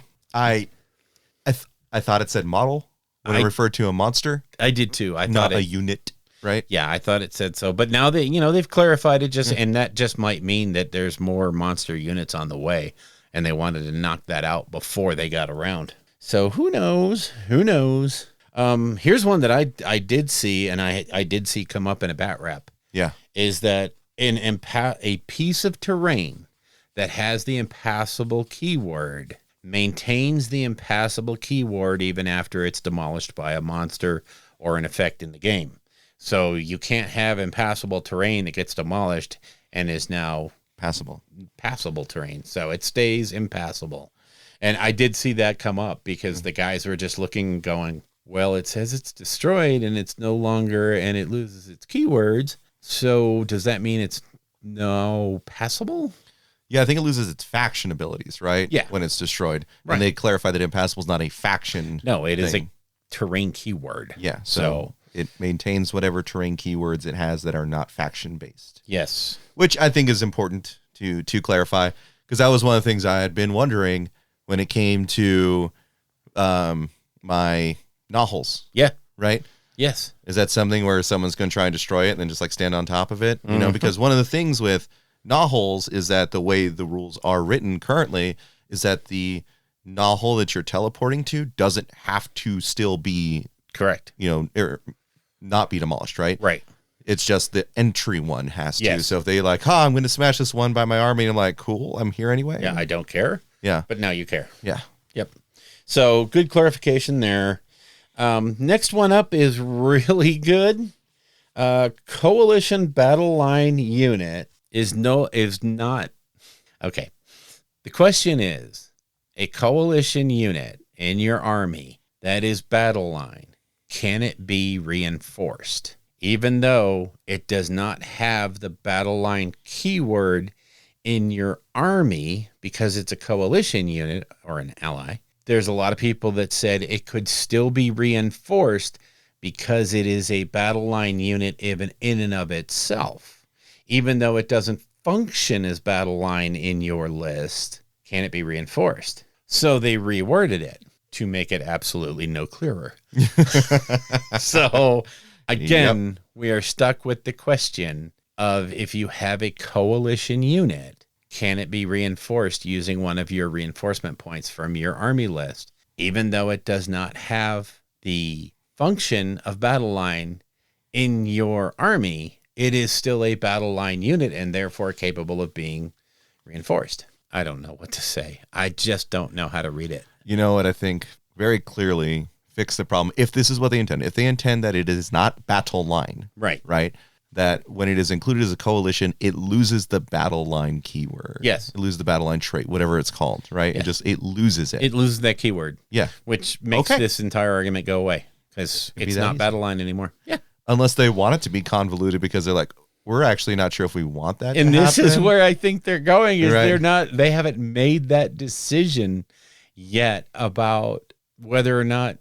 And to me, if you want to take a battle line unit coalition, an allied unit that's battle line, I don't see why you shouldn't be able to reinforce it, because it's actually more of a tax than anything else. But if it's making the theme of your army work better, or, if it's making the functionality of your army better, I don't see where it's such a huge thing to prevent it from reinforcing. You still only have 4 reinforcement points. Yeah. So that just means that your normal army units less of them can be reinforced. But again, you may be taking your screens from a completely different book. Mm-hmm. And so I can see where it could get abused, but I don't know. I don't play at the top level enough to see if that would be a serious issue. So who knows? Who knows? They will probably make it even less clear in the next one. Yeah. Yeah. Well, it's a battle line, but it's not a battle line unless it's a battle line. Right. But then when it is a battle line in Coalition, it's not a battle line unless it is. It's not a battle line in your army, but it's a battle line in my army. Okay. Right. Wow. The one thing that I think is really why it's such a question is, what is it? Power in numbers, I think, is the scenario. Yeah. Where battle line cap. Yeah. Right. So if I have something that's Coalition that is a battle line, does it count as battle line for purposes of capping?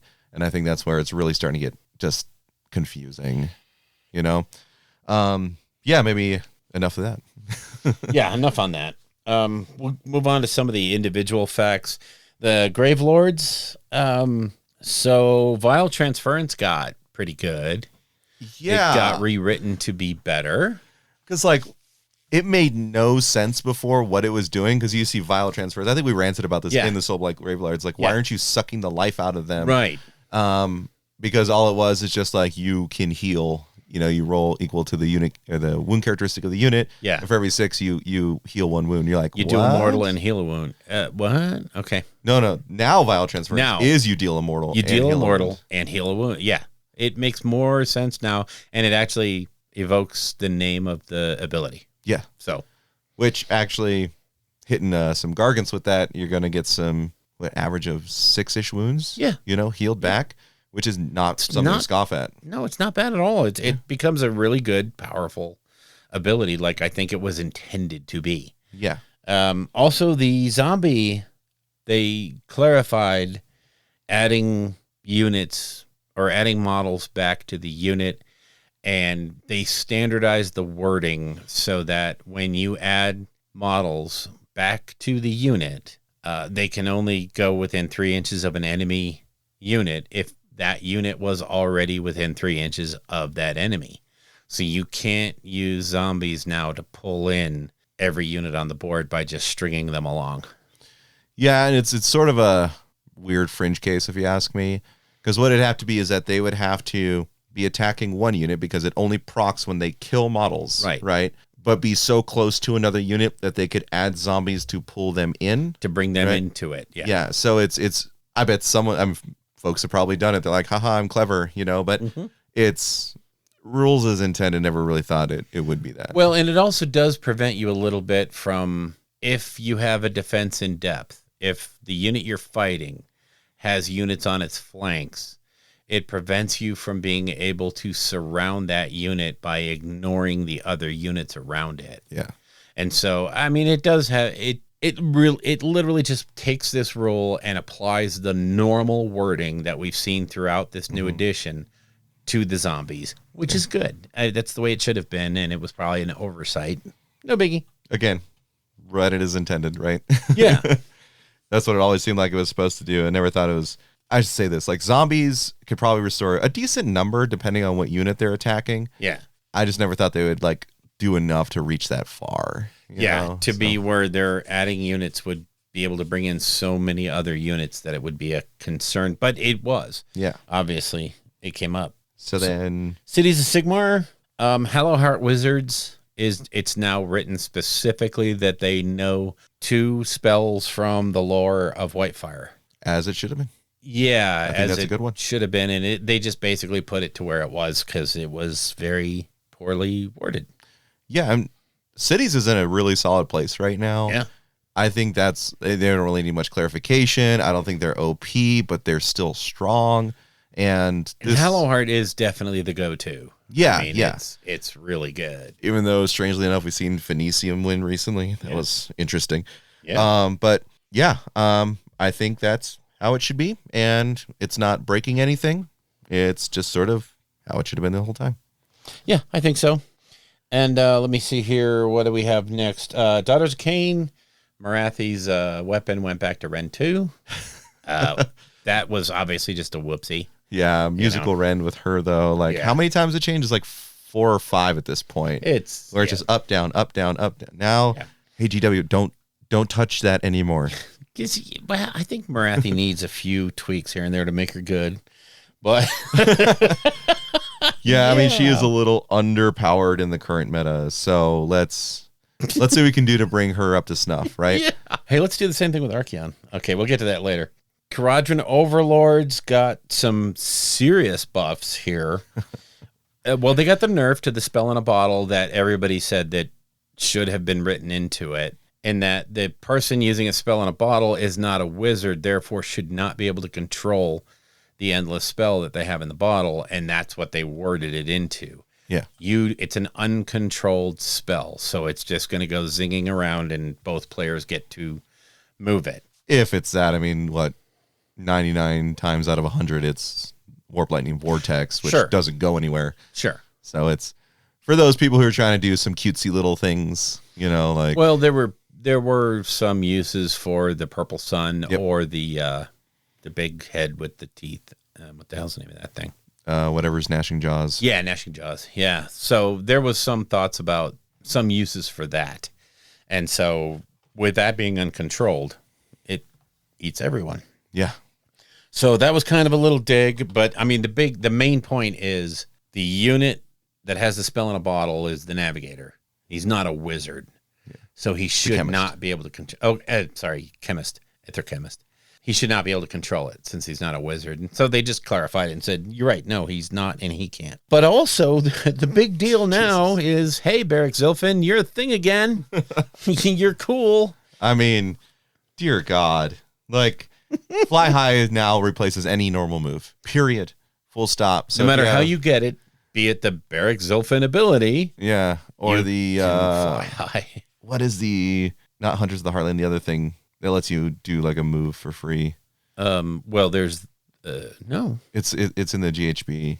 It's the one with the there's another one. Anytime you can do a normal move. Yeah. By ability, by anything, right? You can fly high. You can fly high. Which is how it should have been all along, and yes, it's now written down. The only limitation is you can't charge if you do that. Oh no. Yeah, wow. Ooh. I can't charge my ships at things that are supposed to be shooting them. I mean, come on.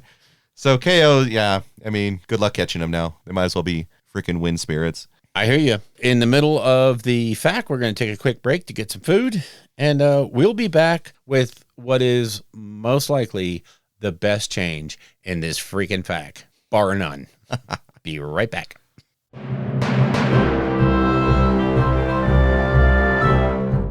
Okay, we were fattened up on steaks and veggies. Let's just take a nap and screw the show. Don't fall asleep, Bill. Don't fall asleep. I'm going to. Let's talk about the best change in the entire fact, the only one that actually matters. Skaven? No. Oh. OCR Bone Reapers. They have been allowed to start playing AOS 3.0 because command abilities using RDPs, Relentless Discipline Points, are not once per phase anymore. Finally, freaking thank you. So instead of at the end of each turn throwing away 10 or 12 RDPs going, well, that was a cool turn, yay. You actually get to play the game like the OCR Bone Reapers, have been known to play. Yeah, it's still important to note that the restriction is you can't issue multiple orders essentially to one unit. You can just issue the same order to multiple units. Right. Yeah. And that's the biggie is the units that were capable of issuing their own and receiving their own orders you can have multiple shield walls. Yeah. You can do what it was that OBR did to make them playable in the game. So by removing that restriction, they're supremely playable, and I think they will start to find their way back into the winning ways, as you will. Also, to the everything getting the elite keyword. I mean, all their 3-man units and stuff like that. The smaller units, they got elite. Yeah, they got the Acropolis elite Stalkers tag. and Morton Guard. Yep. All those got the elite tags, so that way they can once again use RDP. That way, you're not just sitting on piles of it, wondering if you're ever going to do anything with it. Yeah, exactly. You're going to get back to that point now to where you have more things to do than you have RDP generated. Yeah. Which up till now, it's just basically been. You were creating more RDP than you could possibly spend in a turn. Yeah. So now you have ways to use it, and life is good. But, the basic rules apply, but their own ability to do their internal command abilities is restored. Yay. Let me see. Oh, Arcan just became a machine gun in OCR Bone Reapers because he can cast Arcane Bolt multiple times. Yeah, they flipped it. So before he could do Mystic Shield multiple times, right? Which now he can only do it once, but he can do Arcane Bolt multiple times. And I hate to say it, but because having the multiple Mystic Shields was fun and really good, but I think it just didn't feed the idea of this is an attack-centric game. This is an offensive-centered game. And having the ability to just buff up all those defenses was, it could get irritating after a while. So now making him more of a machine gun by doing Arcane Bolt as much as they want, it kind of skews that back towards offense rather than defense. Yeah, how I saw a lot of people playing him was very cagey. Yeah. Like he would always try and sit in the backboard until he needed to. And he would just be Mystic Shielding everything that he possibly could. Yeah. Now I remember... was it the update to Protection of Nagash made Nagash ridiculous? Yeah. Where even if you absorb the wound from the ward save, you teleport, right? Like you teleport no matter what at this point, whenever you have the Protection of Nagash. So, we're going to see those constant wombo combos of, I'm going to summon the, pendulum. I'm going to hit myself. Yeah. If I save or not, I'm teleporting. Yeah, no matter what I do, I teleport. Yep. Yeah, there will be gamey. There certainly will be gamey, but good for OBR players because it was sort of a weird. They were still strong, yes, right? Like they could, if piloted correctly, they still did really well. Sure, but this brings them back to the game, and I'm fairly certain with these updates, we'll see them pushing into a lot more competitive play. I think they will. Just some of the basic fundamental play styles of the army was the shield walls, and the kick for OBR was that just every unit had a built-in leader, the Hekatos, which let them do their command ability. And, like if you look through the book, everybody has a command ability on their war scroll, which as soon as you translate it into 3rd edition, it was like, well, that's useless. Mm-hmm. So it's just not, the value was not there, and their play style had gone away. The ability to have isolated units still able to be buffed had disappeared. Now it's back. And honestly, all the criticisms I had of OBR at the beginning of the edition are completely gone because of this rule change, and they are exactly what they were in 2nd edition. Mm-hmm. You can still play a very wide game with units on their own still capable of buffing themselves and ignoring any kind of bubble methodology.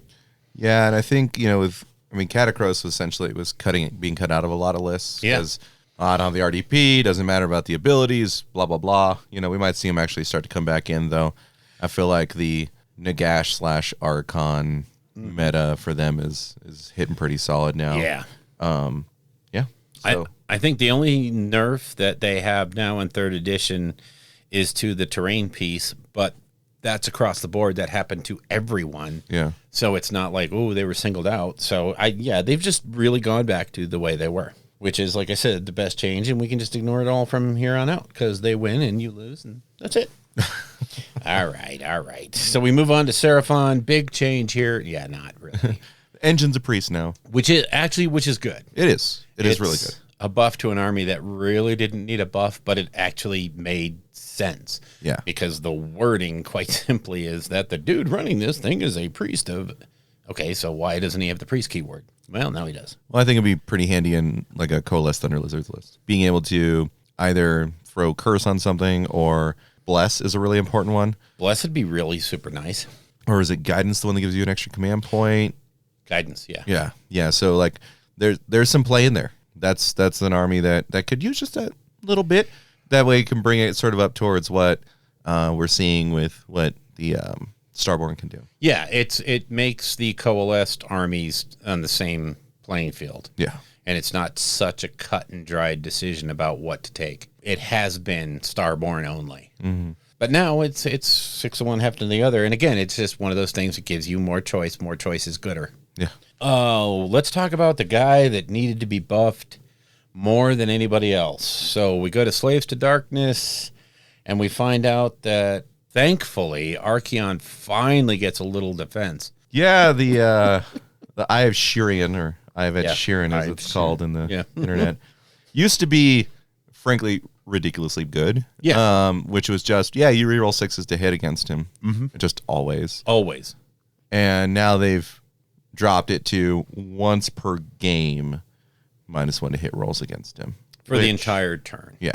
Which is really super good. But it falls in line with the rest of the game. Yeah. Yeah, it really does. I mean, there's still the Wither Stave, I think, that does that in Maggotkin. Yes. Which is actually combos really well with the change in Munificent Wanderers. Yes. I'll talk about that in a bit. I mean, the thing is, even though Archaon lost, the Eye of Ed Sheeran from what it was before, I mean, now we know he's going to get like DPR stuff and ward saves and just stacking and stacking and stacking. You can't kill him. No, he remains unkillable, except now for one turn, he's just laughably unkillable. Yeah. So.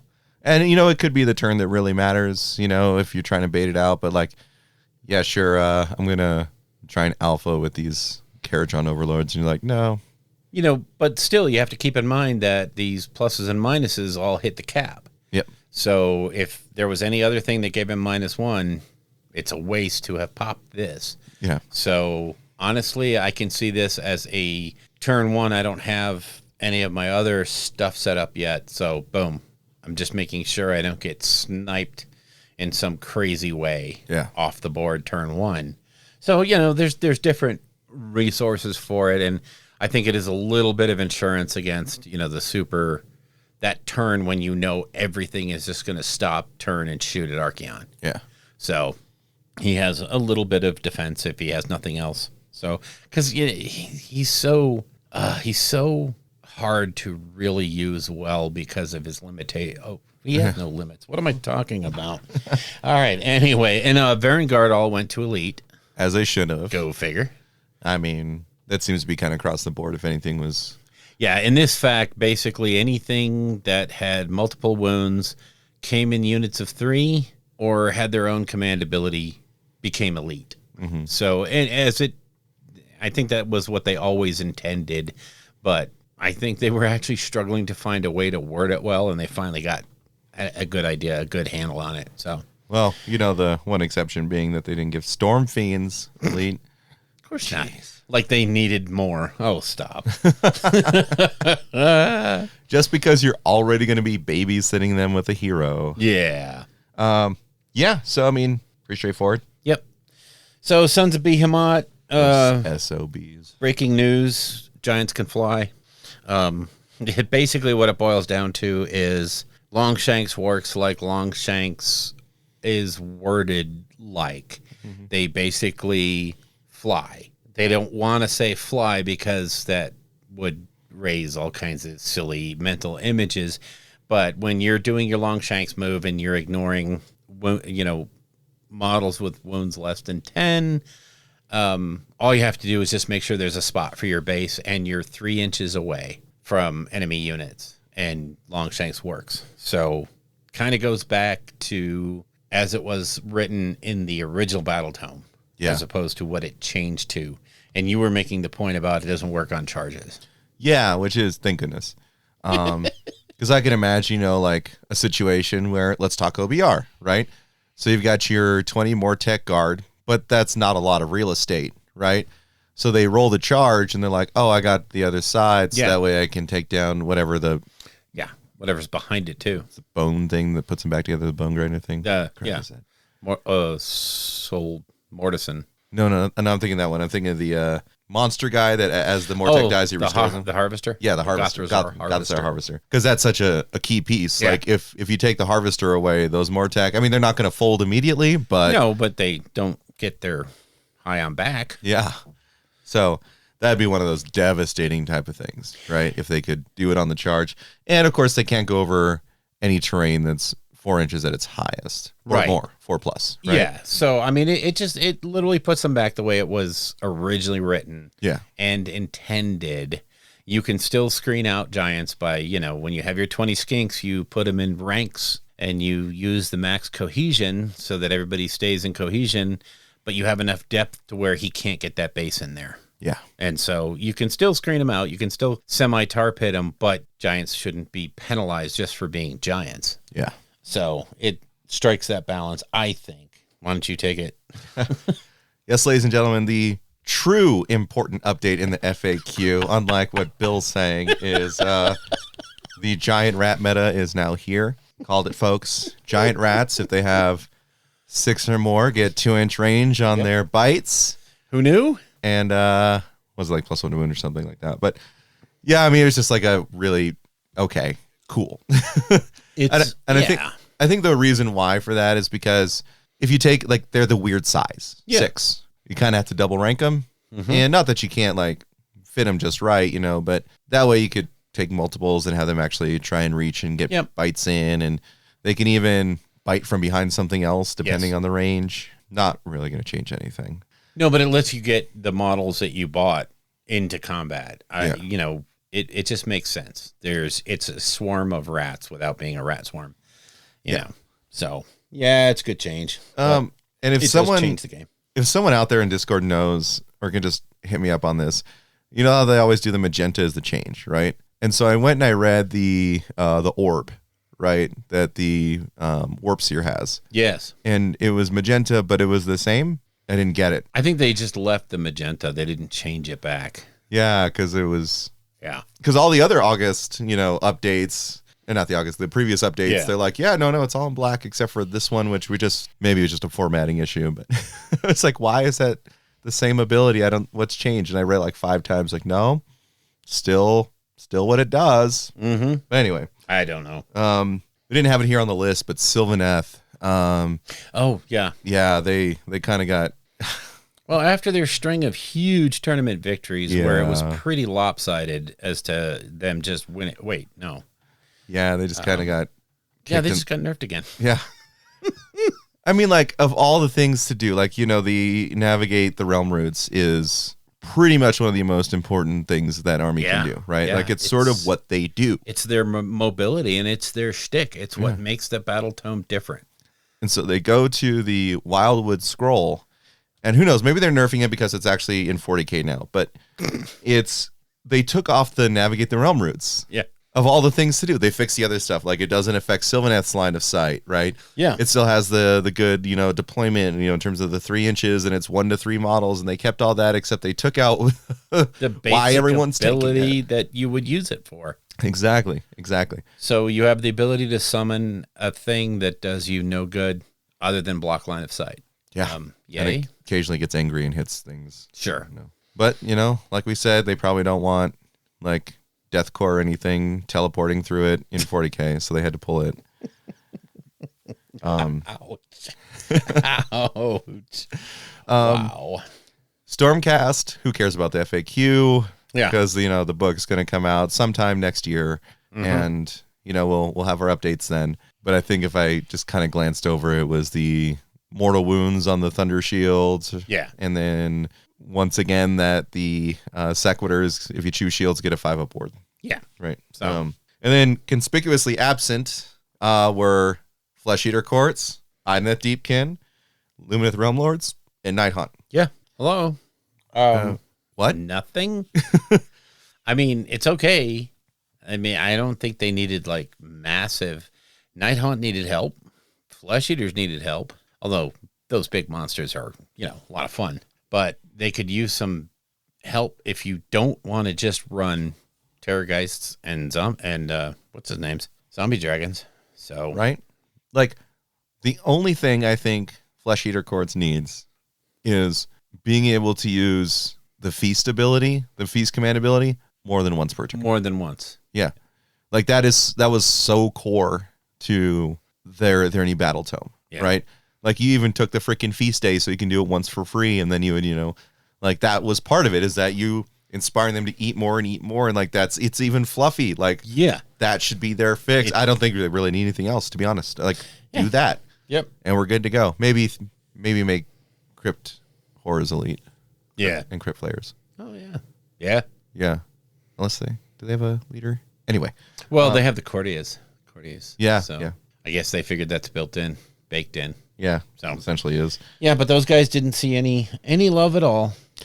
Yeah, man, Night Hunt, they need something. Like, they have, like, no monsters except for the freaking Morngul. Yeah. Which you have to get off Forge World, so there's a bar of entry there. Yeah, and they kind of just... The main thing that made them so vastly different, the Ignoring Rend, is kind of a thing now. Mm-hmm. So they've kind of lost that flavor. Yeah, like the other things, you can do save stacking, so there's more effort to it, right? But their shtick is no longer a thing. Yeah. And they can't benefit from any of the save stacking. Yeah. Because Ethereal very clearly says Yep. it can't be changed in any way. Anyway. Now, if they changed that to where it can do a downward departure, but not. Yeah, like they're immune to rend. If that's all that it said, oh boy. Yeah. Oh boy. Yeah. Nighthaunt would come screaming back in. Yes, they would. Yes, Yeah. they would. You imagine having, oh God, it'd be so amazing. Taking down Archeon with nothing but a whole bunch of, anyway. Yeah. Anyway. Here's my unit of chain gas taking down Archeon. Yay. How did that happen? Oh, look, he used his Slayer Sword on one of them. Ideneth, I don't think they need anything. No, I think they're in a good place. Kind of like Magakin. Yeah. You know, even though Magakin got a huge buff, IDK is just solid. They always have been. Yeah. They're always a top tier competitive army. You don't even need to do too much list techiness to mess with that. Like, they're just good. Yep. They have the tools, and they're wide ranging and generic enough that I think the only thing that might be lacking for Deepkin is the fact that they're too generic. You know? Yeah. I mean, there's not too many different ways to play them. Though a lot of people are coming in with the 60 Reaver lists now. Trying out the Namartis buckets of dice. Yeah. They call it the Namarti party. Yep. And then Lumineth, I mean, God. What do they need? Yeah. Okay. I think everyone's looking at the wind spirits. I mean, why, like Russ and Byron did that in their pack. Sure. What are you going to do about that? Because it just, again, you can't catch them. And the change that they made in the pack, I think, is the right change. I mean, it's the right thing to do. Yeah. Make it only work in your turn, not both. And that guy gets toned down considerably. And it's not so much of a, I hate playing against them. Yeah. So I don't know. Maybe they'll think about it. Maybe they'll come out with an interim thing. Who knows? But who knows? They're in a decent shape. They're very, very competitive, but you have to know how to drive them because making mistakes with them is very, very deadly to your future game. It's true. We didn't include a lot of the chaos stuff on here. I just want to talk about Magakin mostly. So Magakin, of course, they got the ward save, DPR, differentiation buff, which is huge. Yes. But it's disgustingly resilient. Amazing. Yeah, because it's after wards. That's a DPR save. Yeah. So it stacks. And talk about good luck shifting them. So Munificent Wanderers, their thing used to be, if the hit rolls a 6 against them, you take Immortal. Well, they changed it. So that way, if you roll a 1, it's Immortal, which is so good with the Wither Stave, which makes them reroll 6s. Yeah, it actually functions now in a synergistic manner and is quite deadly. Yeah. Quite well, anti-deadly. Yeah. So it's a super good change for them. So, the Gnarlmaw might have gotten hurt by the terrain rules, but it's more than made up for by the rewording of the ward versus DPR save. Yeah. And they're super resilient again. And it seemed, one of the things that was so weird about Nurgle in both 40K and AOS is for a good period of time, the slow, methodical, plodding Nurgle army was actually known more for how blazingly fast it was and how it would cross the board in half a turn. And I think that flavor that's not Nurgle-ly. Nurgle should be that ponderous advance, and no matter what you do, you're not making a dent in that line that's coming at you. And they've gone more back to that now. They are going to be super hard to shift, but they're also not going to show up in your backfield on turn 1. Yeah. So, I think overall good changes. Good stuff. Yeah, I'm really happy for Magakin. I mean, they've always been kind of good. Yeah. But I think this is pushing them up considerably. Like, they might be shifting into, if we're tiering them like an A-tier army, Very much so. They're no longer, we said it when we were talking about the tiers. Yeah. Is that I think they were a little low. They should have been S tier. They should have been way up there. And I think they will be. And they're an objective control army in an objective control game. Mm-hmm. So, hello. Yeah, I think they get up to A. I think they have a hard time with probably Lumineth in the sense that they can't just peel the things off they need to. And not Archeon, my God, Techless is going to stop you from casting anything. But again, they're going to have such a hard time shifting anything. Yes. You know, they're like, oh, yes, I'm going to move 20 inches across the board with my horsies and charge into your plague bearers. And then, you know, Sloppy's back there kind of like, hey, guys, you can't pile in. It's just going to be. Well, and that's the thing is the way the leaders are going to work together with the Scrivener and the Bile Piper, the Unclean One, and potentially Rodriguez, having them all in the correct places is going to be deadly, and those things are going to survive. They are giant, and they are, go ahead, swing at me, bro. So, I think Rodriguez is probably going to see some play now. Yeah, well, he may as well because the spells he brings are probably worth it now. Yep. So, for sure. So that's kind of the overview of the FAQ, I think. Do we have to hit any more of that? No. I mean, there's a million people out there talking about it. Yeah. You know, every like day one reactions, and you know, we're still pretty fresh into this. Of course, you're probably hearing this week after it came out. A couple of weeks after the thing, but you know, it's I think by and large, with the exception of a couple of very poorly worded entries, the FAQ is pretty decent, and it you can see what their design methodology is. And if you're really seriously confused about where they're at, go ahead and jump into that White Dwarf 467, where the whole design, you know, I forgot what the article series is, but it's nothing but them talking to the guys that designed different rule sections and why they did what they did and how the different rule sections interact with each other and what their intention was. So definitely check it out. But let's start talking about some hobby burnout. Yeah. So as we said at the top, you know, we're dealing with hobby overload and burnout today as sort of our special topic. Yep.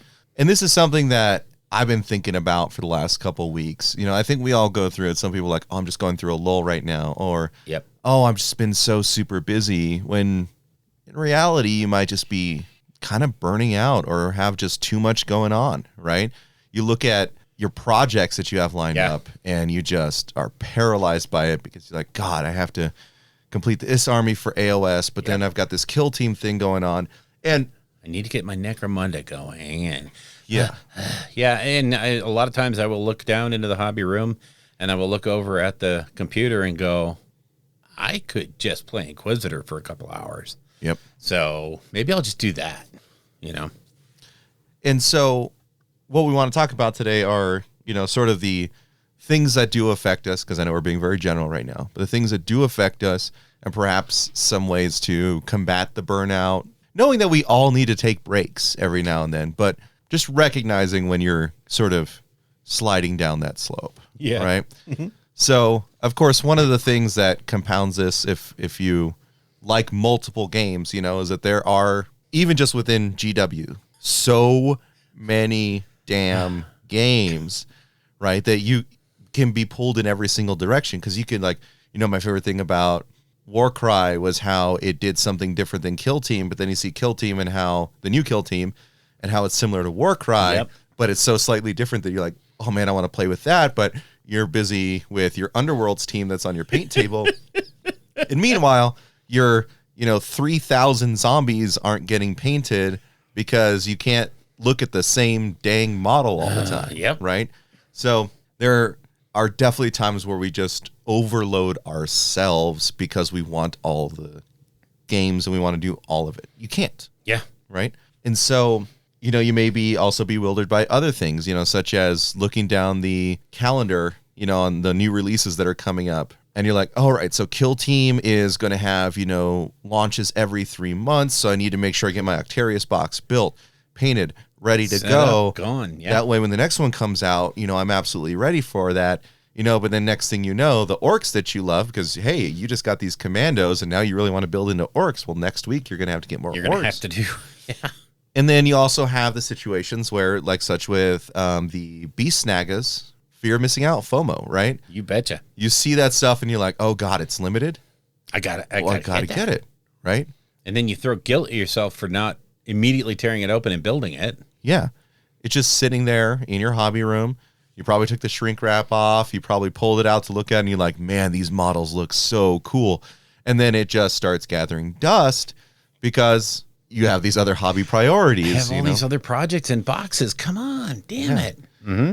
And so that they'll get you with that. We talked about it before. It's seemed like a bit of a money grab. And we also, it'd be really cool because FOMO wouldn't exist if it's like, these aren't truly limited. Like, these are things you're going to be able to get. Right.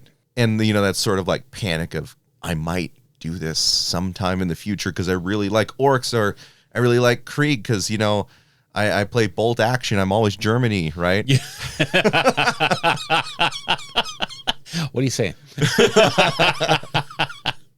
I love the jokes. Oh, yes, it is. And so then you're like, well, maybe if I focus on, seeing what I can do for my AOS army, right? So, I'm building up this AOS army and I want to try and get the best possible build. So I'm going to start looking at tournament results and bat reps and all those things.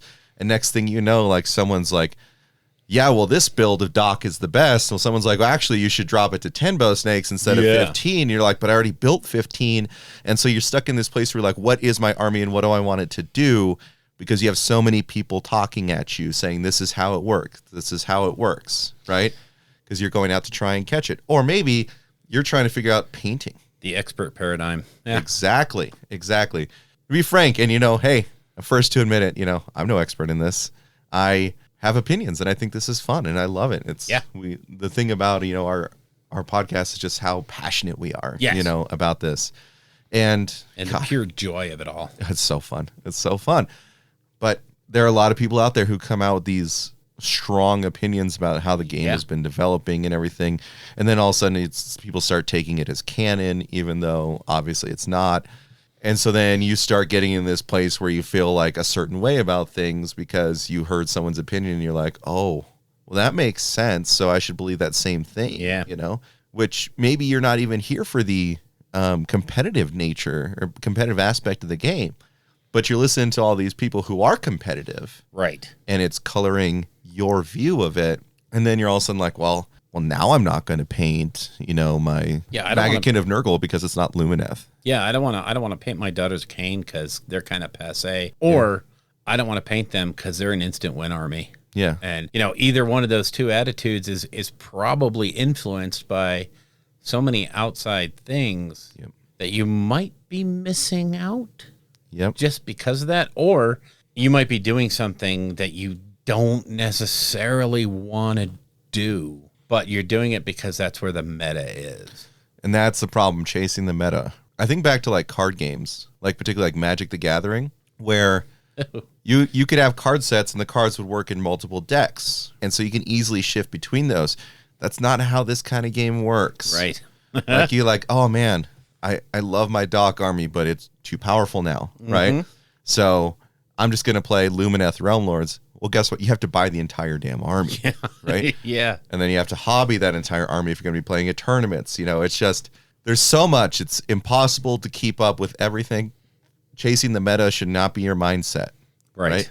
So, good. We just got all of you experiencing an anxiety attack because we just went through all the horrible things you probably experienced when you're feeling your hobby burnout, when you're feeling your hobby overload, right? We're ripping the scab off. Exactly. So, how do we patch it up? Right? Oh, God, I don't know. How would you? Well, there are a few ways, okay. Right? First, you have to figure out what your issue is right now, right? Are you that person who just absolutely loved how Daughters of Cain looked, and now you're like, they're too powerful? You don't have to play them in a competitive tournament list format. Yeah. And chances are, if you do, it's because you like to, right? But you can play the army however you want to. You mean you could build like an off-meta list? Exactly. Whoa. What? Well, what do you do? But I just want to go and crush the baby seals. Yeah. And a lot of this, you have to sort of get back to why you got into the hobby in the first place, right? Why you picked up that army in the first place. Right?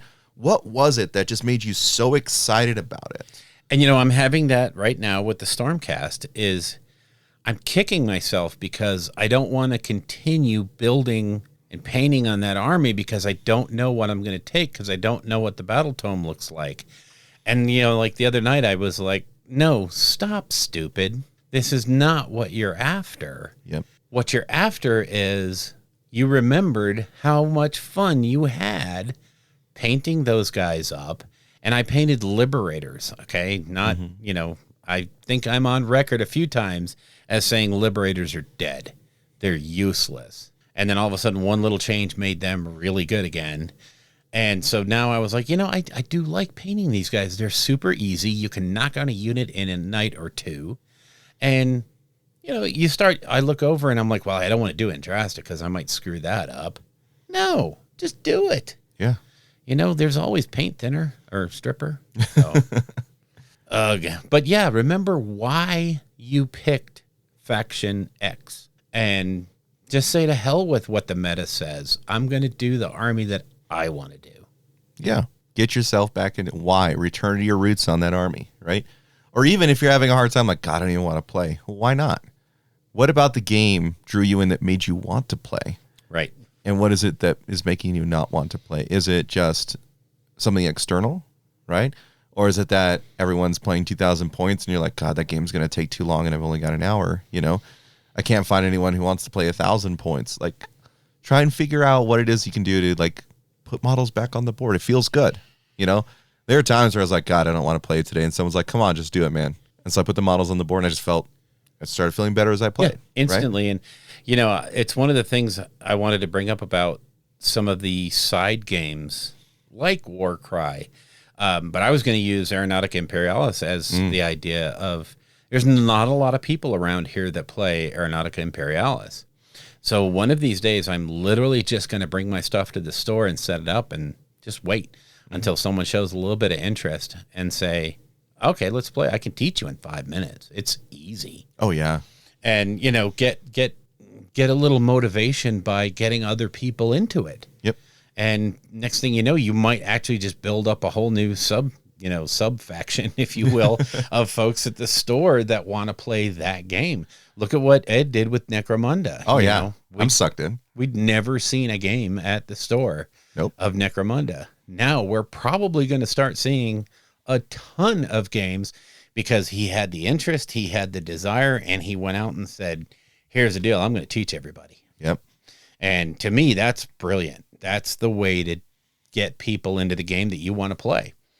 And yeah, it's, I kind of wanted to take an offshoot here real quick with another anecdotal story. In the IT world, we have this saying that an expert is simply a guy from out of town. Huh. And it really is the truth, because what you always find in the IT world, at least in my world of multidisciplinary engineering, is when I show up somewhere, I'm the expert and I do things, I fix things, I make things happen at that place, and then I leave. And the guy that's been there for 6 months, 10 months, a year is looking around going, the local customers are like, well, that guy was an expert. He came in here and he did everything. No, I'm no better than the guy that's there. It's just that I brought all of these specific tools to fix a specific problem. Yep. And this is the problem with experts. And this can be experts on painting videos. This can be experts who are sharing lift advice. This can be experts from Reddit and Facebook and Discord. Their expertise is probably not much better than your own. It's just a different voice. So be careful who you listen to when you're deciding whether or not to play a certain faction or what even list to make. Correct. You could absolutely love Beasts of Chaos, and all these people have been naysaying it. Yeah. And yeah, I mean, they're in a rough spot, but frankly, I still think they're a really fun army, and you just need to get into it, right? Just play your game. And yeah, and if you enjoy playing them, play them and have the fun. And you know what? When you rock up to the game store and Bubba is wanting to test out his new build of the latest net winning or tournament winning Lumineth Realm Lords list, maybe you don't get your stuff out and play that game, because what real good is going to come out of that, we kind of know it's not going to be good for you. Mm-hmm. So don't play that guy. But when the next guy rocks up and he's got his Nurgle army you're like, yeah, I can probably work with that. I mean, that they're a tough army. They're not going to be an easy pushover, but by God, if I win, I will have done something. Yeah. So, maybe play that game. Yeah, not to mention that, the type of personality that's drawn to Nurgle versus Lumineth Realm Lords. Right. I have not played against a Nurgle player that I just didn't like, Yeah, it's kind of like orc players. Yeah. There's not a lot of orc players that are out there just to be that guy. Yeah. They're just out there to go, check out all my orc stuff. See what I did to this one? Right. You're just in there for a good scrap. Yep. You want to crump. Yeah. And also like with painting, right? Like there are people who are expert painters, master painters, right? Yes. And they can go on there and say, this is how you do the proper red, right? Or this is what you want reds to do with, and you're like, I don't even understand that concept. What do you mean? Like I'm painting yellow, so I want red undertones. I don't get it. Yeah. And this is actually something I was talking to Anders about yesterday, is that there's some people who might be like newer to the hobby who come in, and Anders can do his paint tutorials, right? And shows this is the GW method, right? This is how we paint. That should be your starting point. Yes. Right? It shouldn't be like, oh, okay, so I haven't picked up a brush before, so I'm going to go straight to the airbrush. Yeah. And use that. Or you're like, oils, those sound like they're really easy to work with. Yeah. Or he makes it seem so easy on the video. Yeah, I'm going to make this glaze out of inks and it's going to be perfect, right? No. Right? Stop. What you need to do is keep track of where you are in your hobby progress. When I'm looking at all the wonderful painters that we have on our Discord. Oh my gosh. Particularly like Biddo or Ulf paints, right? Oh my Lord, their stuff is out of this world, right? I'm looking at those magma draws like, damn, I can't do that. I would like to be able to do a model that looks that good. Yeah. But they're doing armies. Exactly. Yeah. They're like, yeah, the bases are super easy. I'm like, that looks like marbling. And I just, my mind's not there. But that's not where I'm at. Right. I'm, in all things considered, very new to this hobby in terms of years compared to some of the other folks, or even new to painting. Like I picked up a paintbrush in high school, and it wasn't until I got into this hobby that I did it again. Yeah. Right. Yeah. I have not touched anything like that. All my creativity has been with words. It hasn't been with actual physical things in the world. Don't try and race to that point. To the top. Yeah.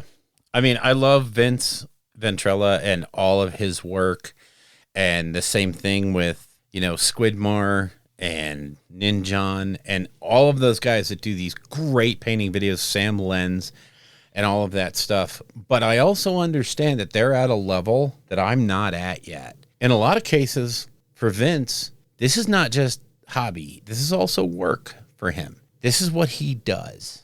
And so I have found myself gravitating more to a little bit more entry-level painting. I still, I still say Duncan Rhodes Painting Academy, as well as the regular old GW tip videos and YouTube channel are phenomenal for learning all these different things. And even the masterclass that Luis did on the Warhammer Plus, it was not to the point to where the average person can't duplicate the results that she got. Mm-hmm.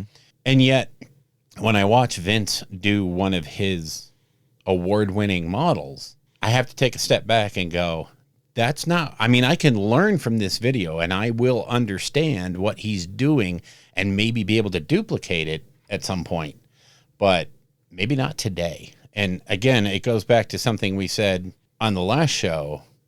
Make sure you make the journey your own and not someone else's. Yeah. When you're being confronted by all of this hobby and you're inundated with all of this information, don't let it put you into that analysis paralysis of, well, if I paint this unit, it's not going to look as good as that guy's, so why even bother? Don't just paint it. Have fun with it. Just put paint on it. Right. Yeah. So ways to kind of handle this is, and I'm very fond of journaling. Yes. Right. In terms of just documenting where you're at with things just in life, but you can do so for hobby. So maybe a hobby journal, right? Where you write down your priority projects. Yep. Right. And make sure that you do rate them as which is the priority. Scales down to secondaries, tertiary, that kind of stuff, right? Yep. and make sure that you keep that as a reminder, right? What is important to you now, right? And how can you keep focus on that? And then you'll have your secondary projects where, you know, like, oh God, I've been painting 3,000 zombies. I need a quick refresher. And so then maybe you go build a Warcry team or something. Or something, anything. Cleanse the palette with something else. Yeah. But keep track of what you're doing. All right. So today I was able to paint 10 models, right? That's actually a really good day. Yeah. You know, I was able to paint, 10 models using the contrast method. I really like how these look. I'm going to keep up with it. But then also be honest, like, man, I wasn't able to get any hobby done today, and I feel like X, Y, or Z. So keep track of it so that way you understand what could be affecting you. And then, if you can, do something that lets you pull double duty. Yes. Right? Oh, boy, yes. So let's say that you're painting up Krieg, right, from the new Octarius Kill Team box. But you know that you're going to want to have a Krieg guard army. Sure. Well, then you're getting more out of that single unit than you would down the line. Or let's say that you love orcs, but you just got into it with Kill Team or maybe with the Beast Snagas. Yeah. You're pulling double duty by painting those because you get double benefit out Commandos of it. are good in both games. Exactly. So, and if you really want to fly across the boundaries, if you're looking at playing 40K and AOS, look more at demon armies. Yes. There's a lot of crossover between the demon armies, and it's right there on the box. You'll see both logos on the box. Yep. And you're like, oh, hey, you know what that is? That's good. So, yeah, I mean, there's all kinds of things that you can use to, I personally use a Microsoft OneNote I use OneNote because I can not only write down the stuff and I keep track of my paint mixes, but I can also take a picture of what I did that day and throw it in there so that 4 months from now, when I'm doing that next unit of Salamander Intercessors, I can look and see, oh, that's what I did. Okay, I got you. Not only do I have my formula and my, what paints I used, but I also have a couple of in-progress shots that show me, oh, that's right, I did that in the wrong order. I got to go redo that. Yeah. So it's super helpful to journal, like you said. And along with that is making sure you have your to-do list. So like, let's say you have your project, right? And you've got your projects listed out in terms of priority.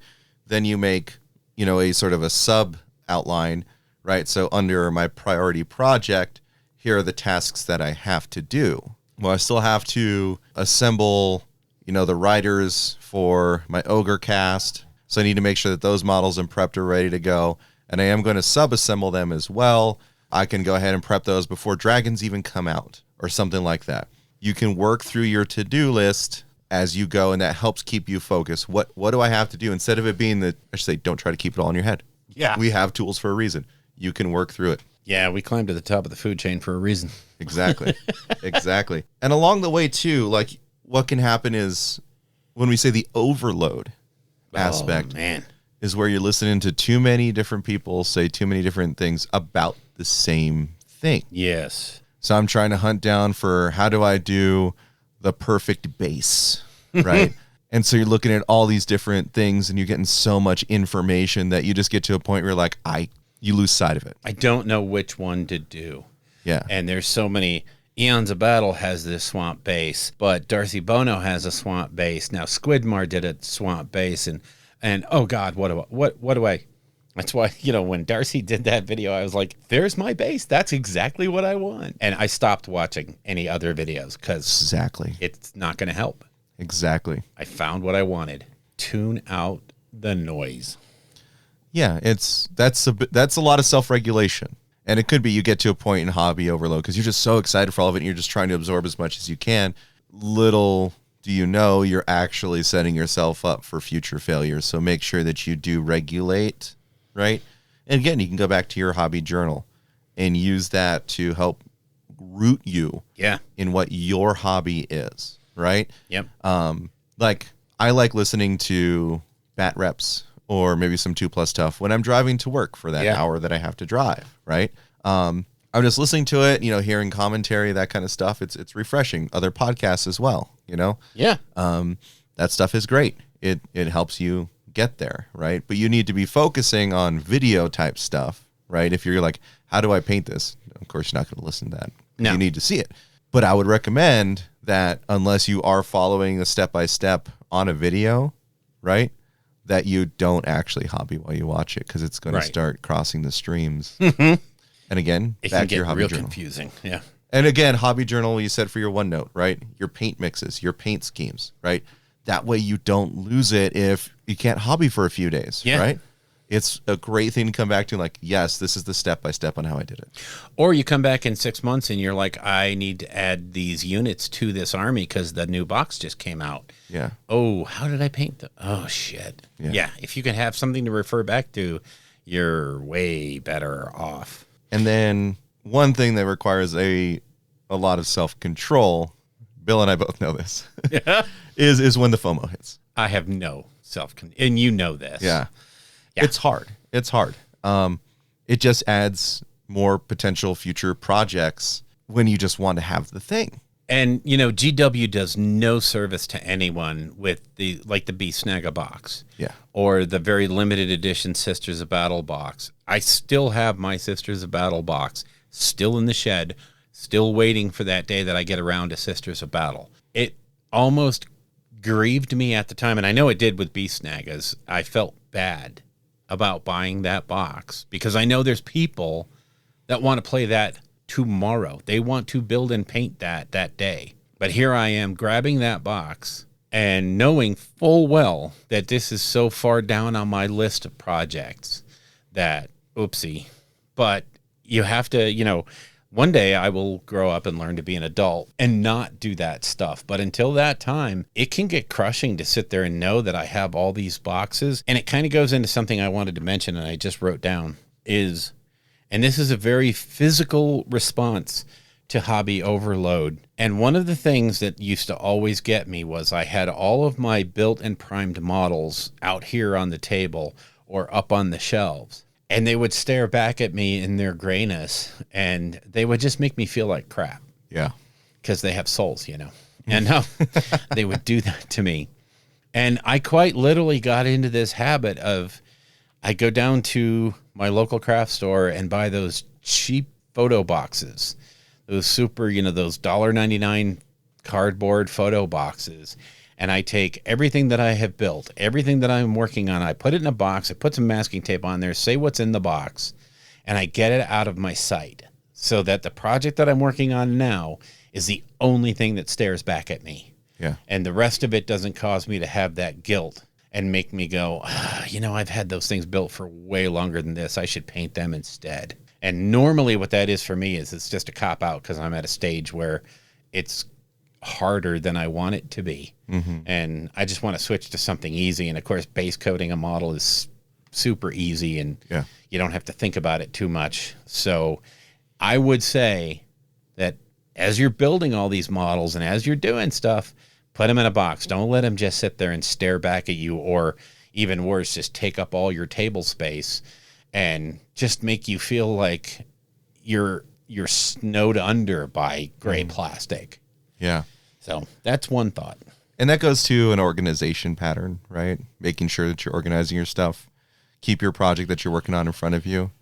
And then if you're pausing that project for any particular reason, right, making sure that it's properly stored away, so that way you don't get the guilt side of it, you know, or anything like that. And it doesn't just, again, hit you with a little bit of paralysis, right? Yeah. And really with the FOMO stuff, going back to your hobby journal and looking at what your priorities are, like, oh, cool, Kill Team came out. And if you don't have 40K and you didn't play Kill Team before, and in fact, you don't know anyone who would play it with you, then don't get it. Everything in that box is available. It's not like, oh my God, I got to have it. And it's hard. It's the way they structure their releases and the way they get the hype train moving is with that fear of missing out. Mm-hmm. And it's like, hey, this is the limited box. Get it now before supplies run out. And you just find yourself in this, well, yeah, you're right. I got to grab that because I might want that in a year. Well, I'm telling you, in that year, all of the things in that box are going to be available, or at least 90%. Yeah. So, yeah, it's hard. And I mean, I know I'm guilty of it. I am so freaking guilty of it. Me too. But it's one of those, it doesn't do anybody any good. No. But it's our Games Workshop. Yeah, you know, like, for example, the whole, like, Necromunda thing, right? Oh. Like, I'm hype on it right now, and I've got all these things that are ordered that are coming in, you know? And it's not even going to start until November, which I'm trying to rationalize as well. It gives me time to get it from underneath some of my current hobby stuff and get that prepped up, right? Which very well may be the case. Sure. But, you know, just got to keep track of that, you know, through my journaling efforts. And just like, am I in the right spot, right? Am I abandoning my other priorities to get to this, you know? And how is that going to affect my hobby goals, right? Yep. Which is something I forgot to mention when we first mentioned the hobby journaling. Hobby goals, not just projects, right? What are your goals?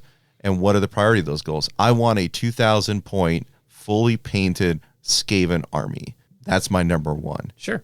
Number two, I want to have Ogre Cast. Yeah. That's a long-term hobby goal. That is not a short-term hobby goal. So that might be priority 3. Yeah. Not 1. Because now that Necromunda is coming into sight, Necromunda have a fully functioning gang. That's not going to take too long. Yeah. And in fact, as long as I keep track of my paint schemes and all that, I can dip in and out of the Skaven process, right? While I do that. And a big thing to go on your goal list is, and I have been guilty of this in the past, and Elric and I talked about this on the show before, is attainable goals are what you have to write down. Yes. Not these nebulous, I'm going to paint 4,000 points of orcs. Because, you know, you're going to get burned out of that pretty quick. Oh, yeah. So how about make 6 different goal entries? I'm going to paint 20 commandos. I'm going to paint a battle wagon. I'm going to paint my Mega Gargant. I'm going to paint a Morkanaud. And you break it down like that, and all of a sudden you get a sense of accomplishment when you finish something, and you're not just sitting there looking at, oh, God, I've only done 250 out of 4,000 points. I'll never get there. Screw that. So, yeah, give yourself attainable goals. And you can also set yourself timelines as well. Sure. Right? So 1 unit of clan rats in 2 weeks. Yep. That's reasonable. Sure. Particularly with like my painting method that I'm using on it. I might get it done sooner, but I set that up for me, right? I have 2 weeks to get this done, right? And not like it's a hard deadline, but like that's how long I expect to obtain this goal. Then when it gets to like the Ogre Cast, that's going to be longer term because frankly, this is where I'm going to want to learn how to use my airbrush, right? Particularly for the dragons and all that. So what's the first step in that? Learning how to use a dang airbrush. Sure. Right? And practicing with that airbrush and learning to get to where I need to be. So there are sub goals. Yeah. And you can throw, you know, if you have a background in project management, you can have milestones, you can have dependencies. Hell, you could put this whole thing into Microsoft Project. And, you know, I mean, there are some very inexpensive project management tools out there. And, you know, hell, I hate to say it, but Carl was a real big proponent of Kanban boards, you know, and I love mine and I use it all the time to keep track of where I'm at on different projects. Mm-hmm. So it's a tool. You have to use what works for you. And maybe it's just a simple handwritten list. Yeah. Who knows? Or maybe it's some highfalutin. Maybe you are a project management person and you do have project and you have it all set up with milestones. But like you said, yeah, when you have a painting project, hell, maybe that is that opportunity to go learn your airbrush and maybe work with it a little bit more and scratch off that goal as part of another goal. Mm-hmm. And it's awesome because you feel good about yourself. Yeah, and it just organizes your thoughts in place. It's great. You know, there's so many times when we're getting overloaded, it's because we're not properly tracking things, right? It's because we're just trying to run to too many different things. And again, you'll just return to your priorities, reprioritize, and move forward. So I think that, you know, that will really help if you don't already know how to manage it. Yeah. How to manage your hobby overload. Yes. And understanding how to, when you feel like you're overwhelmed, chances are what you've done is you've bit off more than you can chew. Mm-hmm. So break it down. When you do have that 2,000 points of gray plastic in front of you and you're like, oh, Jesus, what am I going to do? Put everything in a box, pull out the 1 unit and say, I'm going to paint this leader. And when he's done, He's going to give me an idea of the paint scheme I'm going to use for everybody else. So now that next unit becomes real easy because I know what I kind of want them to look like, and boom, I do them. And then I grab the next unit out. So, yeah, chances are if you're feeling overwhelmed, it's because you've got too much in front of you. Pare it down. And I think that about does it for our talk on hobby overload.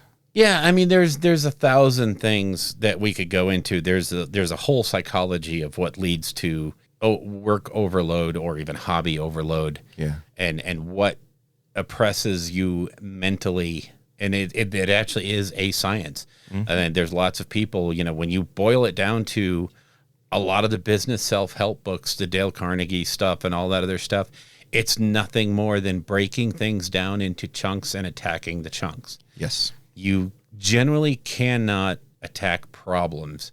You have to attack the parts of the problem that are within your span of control. And, right now the Stormcast stuff is not in my span of control. I can't make the dragons appear, nor can I make the battle tome appear. What I can do is build hunters because I know I'm going to use them no matter what else is in that book. I know I'm going to need 10 to 15 of those. So, boom, I can do that. And I can attack that part that I have control of. So, yeah. So we hope this was really helpful in terms of giving you some ideas how to manage things. And some of you may already have all these skills and enact them easily. We all have certain things that we deal with from time to time. And we want to make sure that we're always refocusing and enjoying the hobby when we're in it. And so we hope that you got something out of this. The key is to enjoy. Exactly. If you're not enjoying it, yeah, it shouldn't feel like work. It shouldn't be unenjoyable. Yeah. Right? I mean, frankly, you're throwing away money at that point, and you could reinvest your energies elsewhere. But again, Hobby Journal, great place to go. We did do a very sort of quick and dirty on the FAQs, obviously, because, I mean, it's not like it was the earth-shattering FAQ that came before. It sure wasn't. This is... it was interesting, though. It is, yeah. A lot of interesting changes. I'm excited to see how those are going to play out. And then excited to see how they play out for you. Of course, come on down to the Discord. Let us know what's going on in your hobby. Let us know what's going on in your games. What you do to combat the hobby overload or the burnout. How do you handle it? We'd love to have that discussion. I'm sure everyone in the Discord would love to have it too, which, of course, you know where to find us there. Yes. Let's move on to After Dark. I think it's time. All right. If you would like to get in touch with us, you can reach us at our Facebook page at www.facebook.com/rollingbadpodcast, all one word. Our Patreon page is at www.patreon.com/rollingbadpodcast, again, all one word. The Twitter account for the show is at rolling_bad. And our individual Twitters are, for me, at Bill Castello, BILLCASTELLO, and for Elric, it's at Elric Edge, ELRICEDGE. All of our guests on the show will have their contact information in that show's show notes. The music in the show is used courtesy of Kevin MacLeod at Incompetech.com and used under the Creative Commons license. The Rolling Bad podcast is protected under the Creative Commons Attribution 4.0 International License. Information for this license can be found at creativecommons.org.